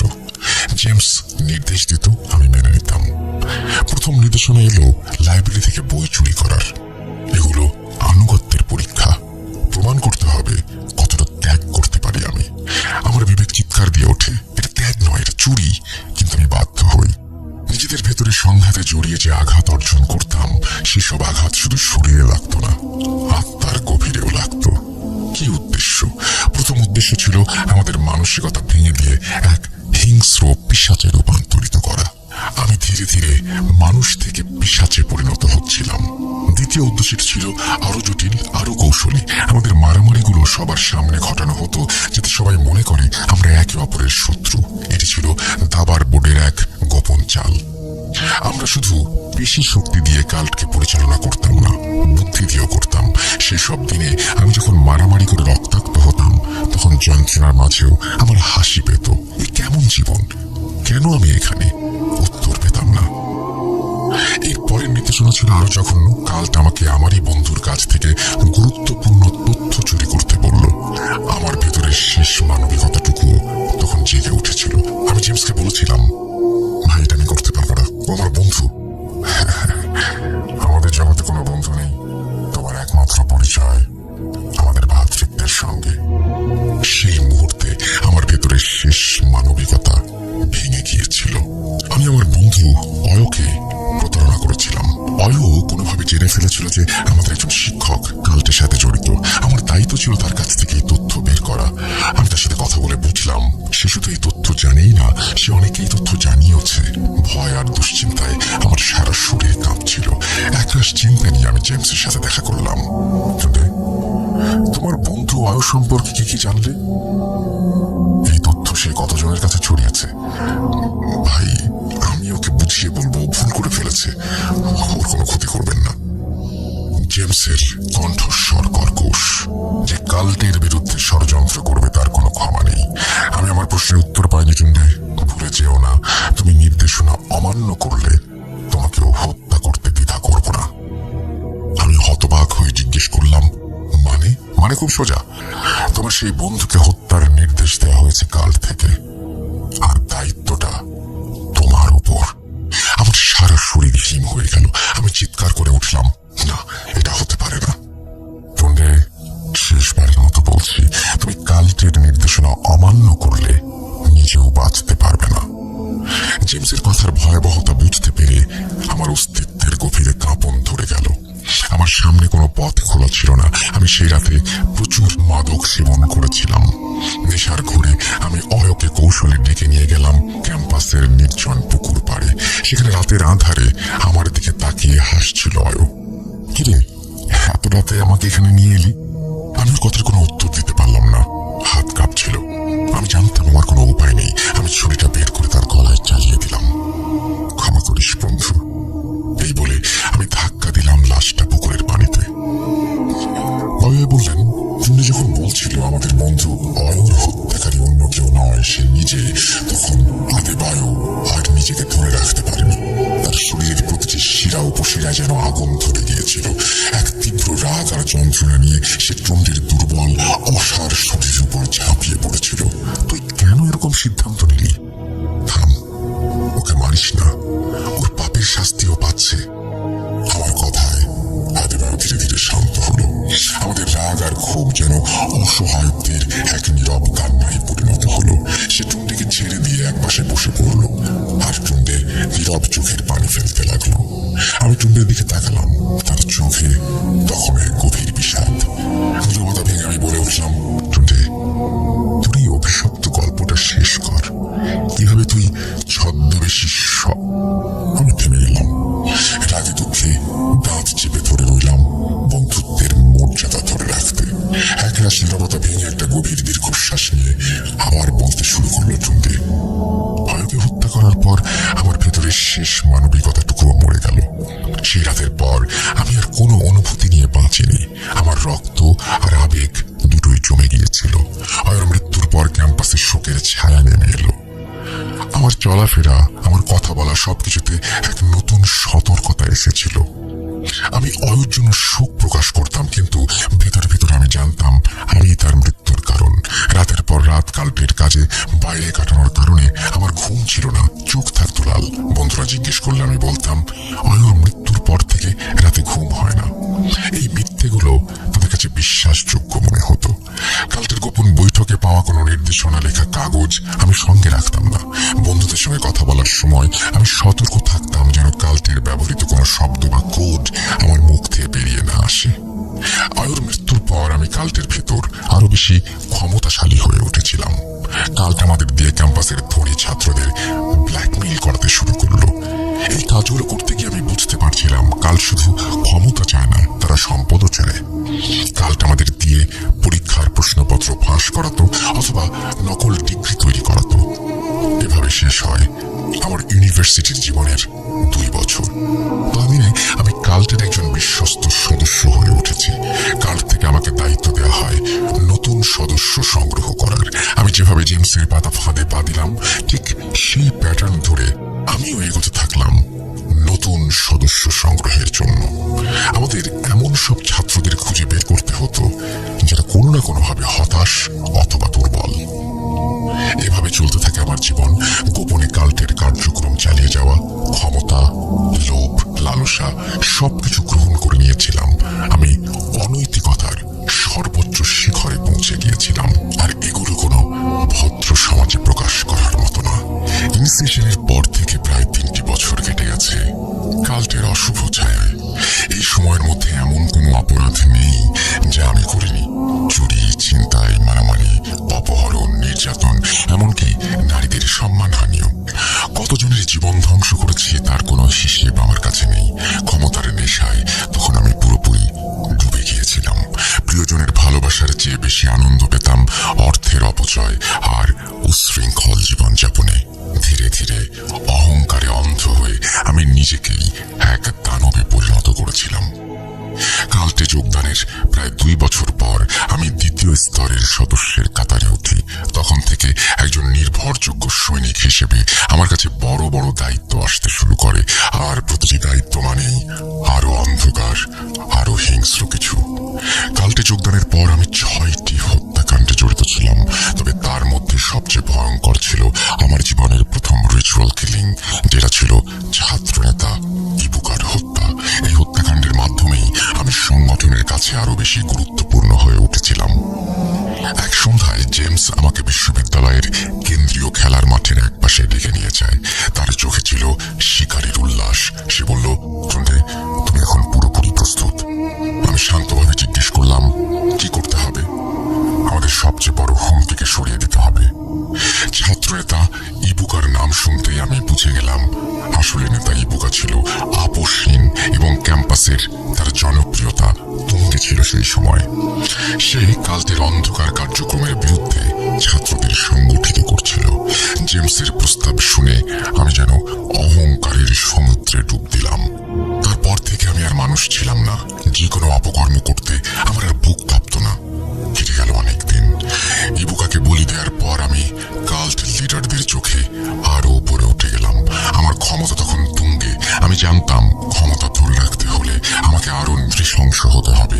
আমি প্রতিটা নির্দেশনা কোনো প্রশ্ন ছাড়াই মানতে থাকি। নেতা ইবুকাকে বলি দেওয়ার পরে আমার জীবনে আসে সেই ভয়ঙ্কর অ্যাসাইনমেন্ট, যার স্মৃতি আজও আমাকে তিলে তিলে পোড়াচ্ছে। নাইজেরিয়ার আসন্ন নির্বাচন সামনে রেখে আমাদের কাল্টকে ব্যবহার করতে চাইল অত্যন্ত প্রভাবশালী উচ্চাকাঙ্ক্ষী নেতা। তিনি ক্ষমতায় যাওয়ার জন্য প্রচুর অর্থ আমাদের হাতে তুলে দিলেন। বিনিময়ে তিনি চাইলেন আমাদের সর্বোচ্চ শক্তিকে জাগিয়ে তুলতে হবে, আর এর জন্য প্রয়োজন একটা নিষ্পাপ শিশুর বলিদান। জেমস আমাকে নির্দেশ করলো। জেমসের নির্দেশ শুনে আমার ভেতরে থাকা শেষবারের মতো কিছু একটা নড়ে উঠল। এই পর্যন্ত 2টো খুন সহ যত পাপ করেছি সবই ছিল প্রাপ্তবয়স্ক, কিন্তু একটি নিষ্পাপ শিশু আর তার মাতৃহত্যা। আমার শরীরটা কেঁপে উঠল। কিন্তু মুহূর্তেই ক্ষমতা ও জেমসের ভয় আমাকে গ্রাস করলো। পেছনে ফেরা যাবে না, এখন আমি পিশাচ। তার দেয়া নির্দেশ মতো পরের দিন গভীর রাতে আমি শহরের শেষ প্রান্তে ভাঙাচোরা সেই ঝুপড়ির দিকে গেলাম। জায়গাটা ছিল অন্ধকারে ঢাকা, নীরবতা যেন কান্নার মতো ভারী। লিকলিকে একটা ঝুপড়ি ঘর, সেই ঝুপড়ির পাশে একটা ছেঁড়া কম্বল গায়ে শুয়েছিল তার মা আর ছোট্ট শিশুটি। আমি নিঃশব্দে কাছে যেতে বাচ্চার মা নড়ে উঠলেন। আমি বিপদ বুঝতে পেরে প্রথমে বাচ্চার মাকে টার্গেট করলাম। তার গলায় চাপ দিতেই তিনি জেগে উঠলেন। অন্ধকারেও তার চোখ দুটো আতঙ্ক আর বিস্ময়ে বিস্ফারিত হয়ে গেল। তিনি কোনো শব্দ করতে পারেননি, শুধু যন্ত্রণায় ছটফট করছিলেন। মা তখনও তার সন্তানকে আগলে ধরে বসেছিলেন। তার চোখের কোণে জল গড়িয়ে পড়ছিল। তিনি মরার আগে যেন শুধু একটি কথাই বলতে চাইলেন, আমার বাচ্চাটাকে ছেড়ে দাও, ওকে মেরো না। শিশু বাচ্চার মায়ের সেই নীরব আর্তনাদ যেন আমার কানে বাজছিল। কিন্তু আমি তখন কোনো মানুষের হৃদয়ের অধিকারী নই। কঠোরতা দিয়ে সেই দুর্বল মায়ের শেষ আর্তনাদকে চাপা দিলাম। কিছুক্ষণের মধ্যেই তার শরীর নিস্তেজ হয়ে গেল। তিনি নিঃশ্বাস ত্যাগ করার আগে তার বাচ্চাটাকে শক্ত করে ধরে রেখেছিলেন। সারাদিনের ক্লান্তি আর ক্ষুধার্ত দুর্বল শিশুটি তখনও ঘুমিয়ে। এত কিছু হয়ে যাচ্ছে, সে জাগেনি। আমি আর দেরি না করে মায়ের বুক থেকে শিশুটিকে ছিনিয়ে নিলাম। কোলে তুলে দৌড়াতে শুরু করলাম। ফুসফুস করে শ্বাস নেওয়ার শব্দে কি যেন একটা অস্বাভাবিকতা অনুভব করলো সে বুঝতে পারলো তার মায়ের সুরক্ষিত কোল এটি নয়। কে আপনি? আমার মা কোথায়? কথাগুলো শেষ করতেই সে কেঁদে উঠল। আমি তার মুখ চেপে ধরলাম। আমার কোলে থাকা আতঙ্কিত শিশুটি, যার কান্না শোনার মতো কেউ ছিল না, সেই শিশুটিকে নিয়ে আমি ব্রিজের নিচে গুহার দিকে পা বাড়ালাম। আমি তখন এক নির্মম শিকারী, যে শুধু ক্ষমতার জন্য এক মাকে হত্যা করে তার বুক থেকে তার সন্তানকে ছিনিয়ে এনেছি। বাচ্চাটা কেঁদে কেঁদে আমার জামা ভিজিয়ে দিতে লাগলো। তার সেই চোখের পানির কোনো মূল্য আমার কাছে ছিল না। গুহার কাছে পৌঁছাতেই জেমস আর গু আমার জন্য অপেক্ষা করছিলেন। মশাল তখনও জ্বলছিল, কিন্তু ভেতরে পরিবেশ ছিল আরো শীতল, আরো ভারী, যেন বাতাসও এই ভয়ঙ্কর পাপের ভার নিতে অক্ষম। জেমস শিশুটিকে আমার কাছ থেকে নিতে চাইল, কিন্তু সে কিছুতেই আমাকে ছাড়ছিল না। সে আমার দিকে তাকিয়ে করুণ ভাবে ফিসফিস করে বলল, তুমি তো আমার মায়ের কাছে আমাকে নিয়ে যাবে বলেছিলে। তার সেই নিষ্পাপ অনুরোধ আমার হৃদয়ের সবচেয়ে কঠিন অংশকেও যেন ক্ষণিকের জন্য বিদ্ধ করলো। কিন্তু জেমস আমাকে চোখের ইশারায় কঠোর হওয়ার নির্দেশ দিল। আমি শক্ত হাতে তাকে জেমসের কাছে তুলে দিলাম। গুরু তখন স্যানগোর মূর্তির সামনে দাঁড়িয়ে চূড়ান্ত মন্ত্র পাঠ করতে শুরু করেছেন। মন্ত্রের শব্দগুলো গুহার ভেতরে অন্ধকারে দেয়ালে ধাক্কা খেয়ে প্রতিধ্বনিত হচ্ছিল, যা সেইখানকার পরিবেশকে আরো অশুভ করে তুলছিল। বাচ্চাটা ভয়ে একদম বরফের মতো জমে যায়। সেই ভয়কে কাজে লাগিয়ে তাকে একটা মাটির উপরে শুইয়ে দেওয়া হলো। তার মায়াবী চোখ দুটো এত জলে ভেজা, কিন্তু ততক্ষণে তার কান্না থেমে গেছে। সে বুঝে গেছে এখানে কান্না শোনার মতো কেউ নেই। সে শুধু ফ্যাল ফ্যাল করে চারপাশে দেখছিল। সেই শিশু বাচ্চাটিকে বলি দেওয়ার সেই ভয়ঙ্কর রাতটা ছিল আমার জীবনে এক চূড়ান্ত মাইল ফলক। একজন সাধারণ মানুষ এমন নৃশংসতা দেখলে পাগল হয়ে যেত। তার জীবনে নেমে আসতো অনুতাপের তীব্র স্রোত, কিন্তু আমার ক্ষেত্রে হলো তার সম্পূর্ণ বিপরীত। বলি সম্পূর্ণ হওয়ার পর আমার হৃদয়ের শেষ অনুভূতিটুকুও মরে গিয়েছিল। আমার ভেতরে কোনো অনুতাপ ছিল না, কোনো ভয় ছিল না, কোনো কান্না ছিল না। ছিল শুধু অসীম ক্ষমতা হাতে পাওয়ার এক তীব্র তৃপ্তি। আর এই নির্মম কাজের ফলস্বরূপ কাল্টের নেতারা আমাকে নতুন শক্তি ও মর্যাদা দিলেন। চারিদিকে তখন খবর ছড়াতে শুরু করেছে, বস্তিতে একটি শিশু নিখোঁজ, তার গৃহহীন মা রহস্যজনকভাবে খুন। সাধারণ মানুষের মধ্যে আতঙ্ক, পুলিশের তৎপরতা আর সাংবাদিকদের আনাগোনা। কিন্তু এই সমস্ত নেতিবাচক প্রভাব আমার উপরে কোনো চাপ সৃষ্টি করেনি, কারণ আমি তখন মানুষ নই, আমি স্যানগোর আশীর্বাদ পুষ্ট সর্পছায়া। আমার জীবনে সেই সময়টা ছিল এমন, আমি রাতে ভয়ঙ্কর কাজ করছি আর দিনে স্বাভাবিকভাবে ঘুরে বেড়াচ্ছি। তখনই আমার অভিশাপের চূড়ান্ত খেলা শুরু হলো। আমার জীবনে নেমে এলো এক অলিখিত কাল বৈশাখী ঝড়।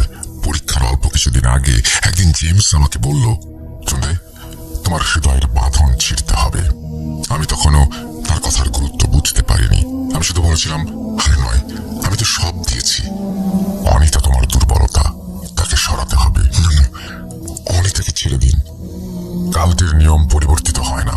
তোমার অজান্তেই অনিতাকে নিরাপদ স্থানে সরিয়ে নেওয়া হয়েছে। এখন তুমি একটি আদেশ মানবে শুধু। আজ রাতেই অনিতাকে বলি দেওয়া হবে। অনিতাকে তুলে নেওয়া হয়েছে শুনে মুহূর্তের মধ্যে আমার চোখে অন্ধকার নেমে এলো। এই দুনিয়ার অন্য কারো প্রতি আমার কোনো মায়া ছিল না, কিন্তু অনিতাকে আমি পাগলের মতো ভালোবাসতাম। আমি চিৎকার করে বললাম, এটা কখনো হতে পারে না জেমস, তুমি মিথ্যা বলছো। সন্ধে, তোমার আগে এরকম বলি আমাকেও দিতে হয়েছে। এখন দুঃখ প্রকাশ করার সময় নয়। তুমি মর্যাদা পেতে হলে আদেশ পালন করো, আর যদি অমান্য করো তোমার সব ক্ষমতা কেড়ে নেওয়া হবে। জেমসের কথা শুনে আমার মস্তিষ্কের সব চিন্তা বন্ধ হয়ে গেল। আমার সমস্ত ক্ষমতা কেড়ে নেওয়া হবে, আমার সমস্ত পরিশ্রম। আমার এক অংশে সেদিন নীরবে কান্না চলছিল, আর এক অংশে ক্রোধ জন্ম নিল। আমি আমাকে প্রকাশ করতে পারছিলাম না। দাঁতে দাঁত চিপে বললাম, আমি প্রস্তুত, চলো এই ধ্বংসের খেলা শেষ করি।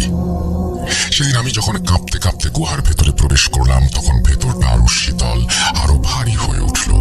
গুরু সেনগুর মূর্তির সামনে দাঁড়িয়েছিলেন, তার চোখ দুটো যেন অন্ধকারে উজ্জ্বল ছিল। সেখানে আরো কিছু সিনিয়র কাল্ট সদস্য ছিল, আর তাদের মাঝে একটি শীতল পাথরের ওপর অনিতাকে হাত পা বেঁধে বসিয়ে রাখা হয়েছিল। সেদিন আমি চোখে আতঙ্ক সহ এক গভীর অবিশ্বাস, করুণা আর তীব্র ঘৃণা দেখতে পেয়েছিলাম। সে বুঝতে পেরেছিল ততক্ষণে আমি তাকে পাওয়ার জন্য জাদু ব্যবহার করেছি। তার দিকে যখন এগিয়ে গেলাম, তখন আমার চোখ থেকে নিঃশব্দে জল গড়িয়ে পড়ছিল। অনিতা আমাকে দেখে তীব্র ঘৃণা নিয়ে ফিসফিস করে বলল, এত শয়তান, তুমি তো এদের চেয়েও জঘন্য। তুমি আমাকে ধরে রাখতে চেয়েছিলে, কিন্তু কি দিয়ে? অনিতার কথাগুলো থাপ্পড়ের মতো আঘাত করে আমাকে। আমি জানি অনিতা সঠিক, তার উপর কাল্টের সেই মায়া কেটে গেছে। সে এখন সবটা দেখতে পাচ্ছে, আমার আকাঙ্ক্ষা, আমার লোভ এবং এই কাল্টের চরম বিশ্বাসঘাতকতা। আমার ভেতরে তখন এক আগ্নেয়গিরির মতো ক্রোধ ফুটছিল। তারা আমার ভালোবাসাকে কেড়ে নিচ্ছে, যাকে পাওয়ার জন্য আমার এত ত্যাগ, এত সাধনা।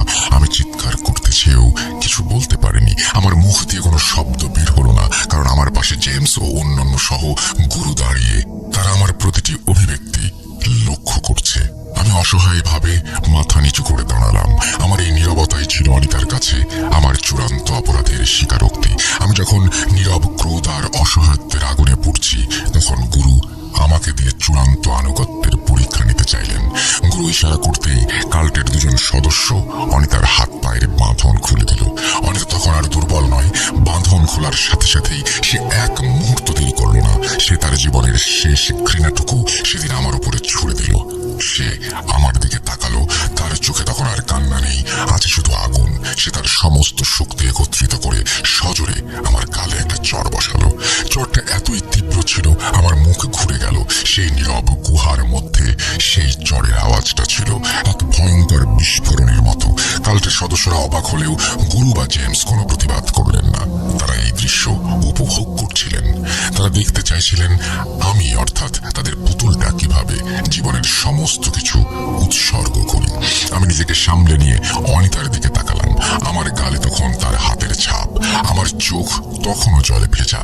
আমার মনে হলো এই থাপ্পড়টা যেন আমার সমস্ত পাপের প্রতীক। অনিতা তখন ঘৃণায় কাঁপতে কাঁপতে চিৎকার করে বলল, তুমি আমার সব কেড়ে নিয়েছ। তোমার শেষ পরিণতিটা যেন ভয়ঙ্কর থেকেও ভয়ঙ্কর হয়।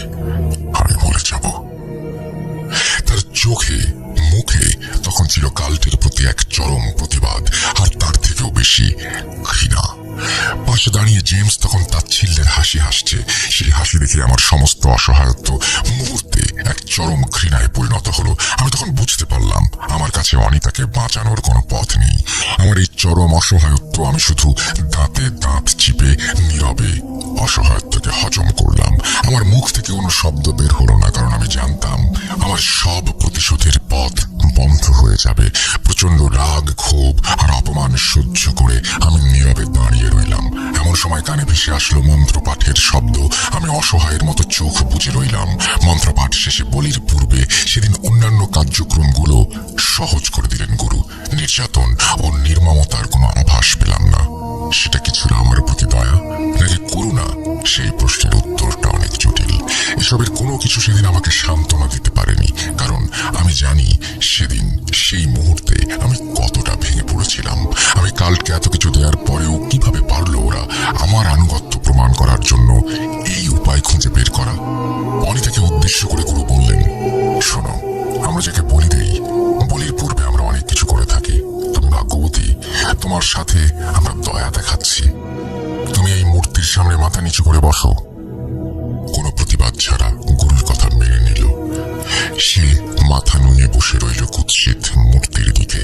গুরু এবার আমার হাতেই বলি দেওয়ার রামদা তুলে দিলেন। টুন্ডে, তোমার দুর্বলতা দূর করো।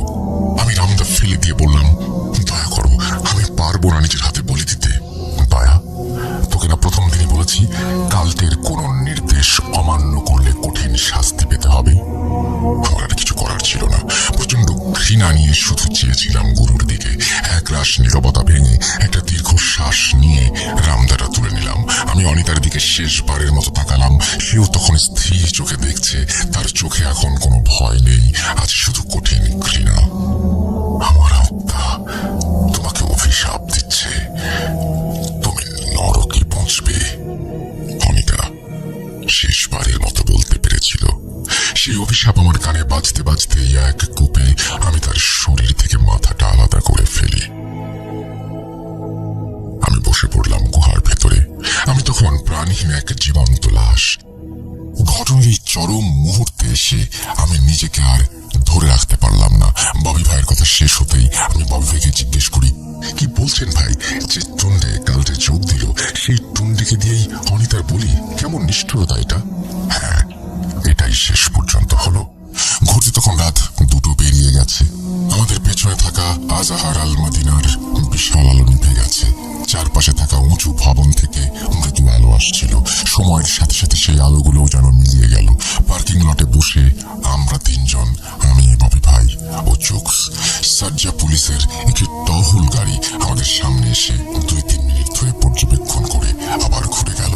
আগামীকাল সকালে ডিউটির চিন্তা, সহকর্মীর ফোন, কোনো কিছুতেই সেদিন আমার মন বসল না।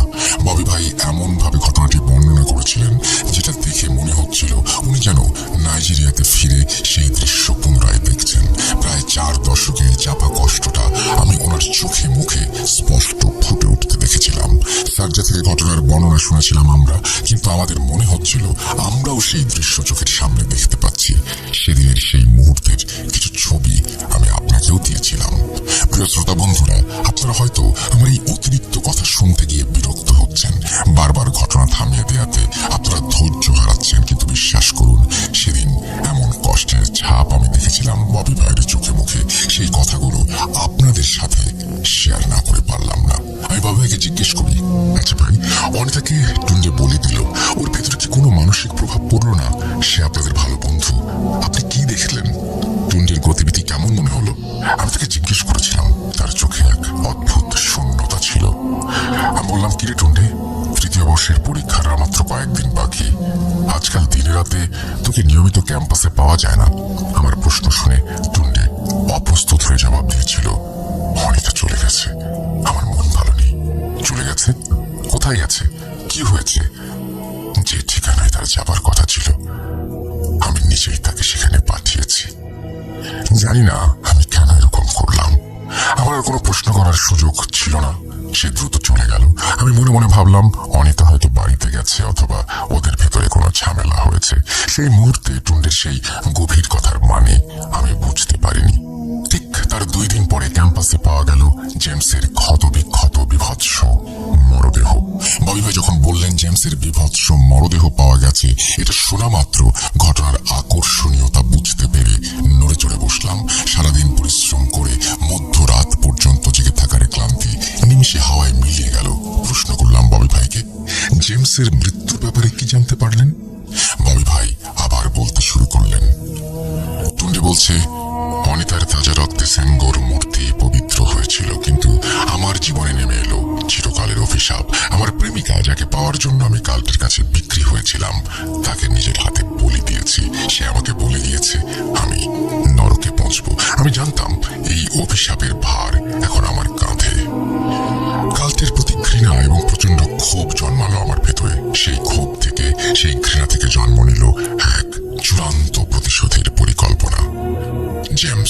সেই শীতল চোখের মানুষটা যে আমার পথ চলাকে নিয়ন্ত্রণ করেছিল, যে আমাকে আদেশের দাস বানিয়েছিল, যে আমার ভালোবাসাকে অস্ত্র হিসেবে ব্যবহার করে অনিতাকে ছিনিয়ে নিয়েছিল, তার কিছু একটা না করা পর্যন্ত আমি শান্তি পাচ্ছিলাম না। অনিতাকে নিজ হাতে হত্যা করার পরে আমি রাতভর ঘুমোইনি।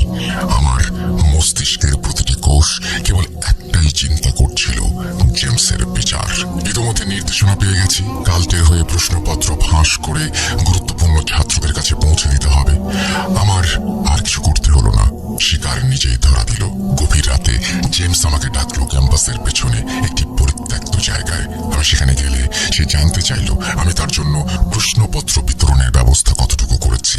সে হাসতে হাসতে বলল, কি ব্যাপার টুন্ডে, কেমন লাগছে? একটু কষ্ট হচ্ছে বুঝি? অনিতার জন্য দুঃখ করো না, সে ছিল তোমার দুর্বলতা। তার মুখে অনিতার নাম শুনে আমার ভেতরে ক্রোধের বাঁধন ছিঁড়ে গেল। আমার চোখ আগুনের মতো জ্বলজ্বল করে উঠল। আমি প্রশ্নপত্রগুলো মাটিতে ফেলে দিলাম। জেমস বিস্মিত হলো, তার অহংকার তার চোখে অবিশ্বাস নিয়ে এলো। সে ভ্রু কুঁচকে বলল, কি করছো টুন্ডে, তুমি কি? আমি চুপচাপ থাকলাম। আমার মুখে কোনো শব্দ ছিল না, কিন্তু আমার সেই দম বন্ধ করা নীরবতা তার হৃদয় কাঁপিয়ে দিয়েছিল। আমার চোখ দেখেই সে বুঝতে পারল আমি এখন আর তার দাস নই। জেমস যখন কিছুটা সতর্ক হয়ে পিছিয়ে যেতে চাইল, তখনই বিদ্যুৎ গতিতে বন্দুক বের করে তার উপরে ঝাঁপিয়ে পড়লাম। আমার প্রতিটি পদক্ষেপ ছিল অনিতার দেয়া থাপ্পড়ের প্রতিশোধ। প্রতিটি আঘাত এবং জেমসের তাজা রক্ত যেন আমার সমস্ত পাপ, সমস্ত যন্ত্রণা ধুয়ে দিতে লাগলো। সে নিথর হয়ে গেছে, কিন্তু আমি থামিনি। এটা তোর জন্য জেমস। আমি তাকে নৃশংসভাবে কোপ দিতে লাগলাম। সেদিন আমি তার শরীরের কোনো অংশে আঘাত করতে বাদ রাখিনি। জেমসকে খুন করার পর আমি আর এক মুহূর্ত অপেক্ষা করিনি। তার ক্ষতবিক্ষত দেহটা সেখানে ফেলে রেখে আমি দ্রুত সেখান থেকে পালিয়ে গেলাম। আমার কাছে তখন কোনো কিছুই জরুরি ছিল না। আমাকে বাঁচতে হলে এই কালটির নাগালের বাইরে চলে যেতে হবে। আমি সোজা শহরের শেষ প্রান্তের দিকে ছুটলাম, যেখানে আমার বাড়ি। আমি তখন ফেরারি অপরাধী, একজন হত্যাকারী, কিন্তু একই সঙ্গে আমি এক বিশ্বাসঘাতক ব্রাদারহুডের কবল থেকে মুক্ত আত্মা। কিন্তু সেই স্বাধীনতা ছিল এক অপ্রিয় মিথ্যা। আমি ভুলে গিয়েছিলাম আমি এক গভীর অন্ধকারের সঙ্গে চুক্তি করেছিলাম। আমি যখন আমার রক্ত দিয়ে স্যানগোর কাছে আমার আত্মা সমর্পণ করি, তখন সেই প্রক্রিয়াটি শুধু একটি মন্ত্র বা প্রতীক ছিল না, এটি ছিল আমার অস্তিত্বের পুনর্লিখন। আমি চাইলেও এই সংগঠন থেকে আর বেরিয়ে আসতে পারবো না। আমি পালিয়ে বাড়ি চলে আসি এই আশায় যে হয়তো কোনো সমাধান হবে। আমি কালকে নয়, শুধু একজন অত্যাচারীকে সরিয়ে দিয়েছিলাম। বাড়িতে আসার পরের দিন আমি স্বপ্নে দেখলাম গুরু সেই গুহার ভেতরে স্যানগোর সামনে দাঁড়িয়ে মন্ত্রপাঠ করছেন। তিনি ক্রোধে জ্বলছেন আর স্যানগোর কাছে আমার শাস্তির জন্য প্রার্থনা করছেন। গুরু চিৎকার করে বলছেন, যে আত্মা তোমার, যে নিজে রক্ত দিয়ে কালচের নামে তোমার কাছে আত্মা বিক্রি করেছে, সে মুক্তি পেতে পারে না। সেই আত্মাকে শাস্তি দিতে 4 জন অভিশপ্ত পিশাচকে পাঠাও। আমি চিৎকার করে ঘুম থেকে উঠে পড়ি। আমার শরীর ঘামে ভেজা, হৃৎপিণ্ড ফেটে যাওয়ার উপক্রম। টেনে টেনে নিঃশ্বাস নিচ্ছিলাম। গুরু যখন আমার উপর এই 4টি পিশাচ চালান করেন, তখন আমি জানতাম না শাস্তি কতটা ভয়াবহ হতে চলেছে। সেই স্বপ্নের পর থেকে আমার অভিশাপ শুরু হয়। আমি লক্ষ্য করলাম আমার ঘরের তাপমাত্রা যেন হঠাৎ কমে গেল। বাতাস ভারী হয়ে এলো। চারপাশে কেউ নেই, তবু মনে হলো কেউ যেন ফিস ফিস করে কথা বলছে। এরপর মেহেদি আবার বলছেন, আমাকে ববি ভাই বললেন, টুন্ডে যখন ঘটনার বর্ণনা করছিল তখন সে বারবার থেমে যাচ্ছিল। তাকে দেখে মনে হচ্ছিল তার সাথে অদৃশ্য কেউ কথা বলছে। যাই হোক, এখন বলছি কারা এই পিশাচ। প্রথম জন ছিল ক্রোধের প্রতীক, দ্বিতীয় জন ছিল শোকার্ত, তৃতীয় জন যার কাজ আমি কিভাবে দানবে পরিণত হলাম সেই ঘটনাগুলো বারবার আমাকে শোনানো, আর চতুর্থ জন ছিল মৃত্যুদূত। আমার বিক্রি করে দেয়া আত্মা এখন তাদের খাদ্য। সেই রাত থেকে শুরু হলো প্রতিটা রাত নরক যন্ত্রণা নিয়ে বাঁচা। ঠিক যেমনটা আমি শুরুতে বলেছিলাম, চতুর্থ পিশাচটা প্রতি রাতে এসে আমার গলা টিপে ধরত। আমার ফুসফুস ফেটে যেত। তখন আমি অনিতার মুখটা দেখতে পেতাম। মনে হতো ও বলেছিল তুই নরকে পৌঁছবি। আমার চোখে ভেসে উঠত হায়ুর সেই হাসি মুখ, আমার প্রাণপ্রিয় বন্ধু। এরপরই ভেসে আসে আমার ছাত্রনেতা ইবুকার বিভৎস হত্যার দৃশ্য, যে ছিল আমার প্রথম রিচুয়াল কিলিং এর শিকার। সবচেয়ে ভয়ঙ্কর দৃশ্য মনে আসে সেই গৃহহীন মা আর 6 বছরের শিশুর সেই করুণ সেই শিশুটি যার উপরে আমি সবচেয়ে বেশি অন্যায় ও পাপ করেছিলাম। মেহেদী বলছেন, আমি ঘটনাটির মূল পর্ব অর্থাৎ কাল্টের সেই ভয়ানক অভিজ্ঞতা এখানে শেষ করে দিলাম। বিশ্বাস করুন, এই ঘটনাটি লিখতে গিয়ে আমার ধৈর্যের বাঁধন ছিঁড়ে গেছে। আপনাদের প্ল্যাটফর্মের জীবনে অনেক ঘটনা পাঠিয়েছি, কিন্তু এই ঘটনাটি লিখতে গিয়ে আমি কতবার থেমে গেছি সেই ব্যাখ্যা দিয়ে। এই ইমেলটিকে আর লম্বা করতে চাই না, শুধু এটুকুই বলি, এই কাহিনীর প্রতিটি বাঁকে আমি টুন্ডের যন্ত্রণা অনুভব করেছি। ঘটনার শেষ অংশে এসে আমি বিস্তারিত বর্ণনা না করতে পারার জন্য দুঃখিত, কেননা এর পরের পরিণতিটা ছিল আরো মর্মান্তিক, আরো সেন্সিটিভ। আমার সংগ্রহ করা তথ্য অনুযায়ী টুন্ডেকে আর যন্ত্রণা সইতে হয়নি। তার পরিবারের সম্মতিতে তাকে সেই কষ্ট থেকে চিরতরে মুক্তি দেওয়া হয়েছিল। এটা করা হয়েছিল নাইজেরিয়ার প্রচলিত স্যাক্রিফাইস অফ লাইফ নিয়ম অনুসারে। এটি অত্যন্ত স্পর্শকাতর একটি বিষয়, আর এই প্রক্রিয়াটি সম্পন্ন করতে যে সকল নিয়ম ও আচার অনুষ্ঠান করা হয় তার সবকিছু বর্ণনা করার মতো নয়। আমি শুধু মূল বিষয়গুলো আপনাকে জানাচ্ছি। প্রথমত, টুন্ডে তার আত্মা স্বেচ্ছায় বিক্রি করেছিল বলেই তাকে কোনো কবিরাজ ভালো করতে পারেনি। সমস্ত পরিস্থিতি পর্যালোচনা করে ইবো গোত্রের একজন ডিবিয়া টুন্ডের বাবা মাকে জানালেন, তাকে সৃষ্টিকর্তার নামে বলি দিয়ে দাও, কেননা সে শয়তানের কাছে আত্মা বিক্রি করে দিয়েছে। এই বলি সৃষ্টিকর্তা গ্রহণ করুক বা না করুক, অন্তত তোমাদের ছেলে তার এই যন্ত্রণা থেকে মুক্তি পাবে। এবার বলছি এই ডিবিয়াকে। নাইজেরিয়ার ইবো সংস্কৃতিতে ডিবিয়া হচ্ছেন একজন অত্যন্ত সম্মানিত আধ্যাত্মিক বিশেষজ্ঞ, যিনি শুধু একজন কবিরাজ বা চিকিৎসক নন, তিনি সেই সাথে ভবিষ্যৎবাণী করে থাকেন। ডিবিয়া সাধারণত কালো জাদু বা অশুভ শক্তির মোকাবেলা করে থাকেন। ডিবিয়া টুন্ডের এই চরম মুক্তির জন্য এই পরামর্শ দিয়েছিলেন। তাছাড়া টুন্ডের শেষ ইচ্ছা এটা, এবং আর কোনো উপায় না থাকার কারণে টুন্ডেকে সেই নির্দিষ্ট রাতে বলি দেওয়া হয়েছিল। হতে পারে সেটা কোনো চন্দ্রগ্রহণের সময় অথবা অমাবস্যার রাতে। এই ব্যাপারটি আমার সঠিক জানা নেই। আমি যেটুকু জানতে পেরেছি সেটা হলো, সাধারণত ইবো বা নাইজেরিয়ার প্রথা অনুযায়ী এই সব ক্ষেত্রে জীবন উৎসর্গ করা হয় না। সমাধানের জন্য পশু বলি বা দ্রব্যাদি দিয়ে দেবতার কাছে নিবেদন করা হয়, কিন্তু টুন্ডের ক্ষেত্রে সেটা করা সম্ভব হয়নি, কেননা তার আত্মা কোনো অশুভ সত্তার যেমন কাল্ট বা স্যাঙ্গোর কাছে বিক্রি করা হয়েছিল। এই বলি উৎসর্গ ছিল আত্মার মুক্তি, চুক্তি ভঙ্গ, শান্তিপূর্ণ সমাপ্তি। সেই বলিদানে ববি ভাই ও তার বন্ধু আদেবায়ও উপস্থিত ছিলেন। টুন্ডের শেষ ইচ্ছা ছিল মৃত্যুর আগে তাদেরকে দেখে বিদায় নেয়া। ওনারা টুন্ডের বাড়িতে 2 দিন থেকে টুন্ডের রাতের সেই নরক যন্ত্রণা দেখার পাশাপাশি তার শেষ পরিণতি দেখে অশ্রুসিক্ত নয়নে ফিরে এসেছিলেন ক্যাম্পাসে। এবার বলছি সার্জার, সেই রহস্যময় লোকটার কথা। ঘটনার শুরুটা যাকে দিয়ে করেছিলাম, অর্থাৎ সার্জার সেই লোকটা যিনি দিনে রাতে একা একা নির্জন জায়গায় দাঁড়িয়ে বিভিন্ন অঙ্গভঙ্গি করেন। টুন্ডের ঘটনাটি শোনার পর তার বিষয়ে আর নতুন করে কোনো কিছু বলার প্রয়োজন আছে বলে মনে করি না। ববি ভাই তাকে একদিন সরাসরি জিজ্ঞেস করেছিলেন সে কোনো সংগঠন থেকে পালিয়ে এসেছে কিনা।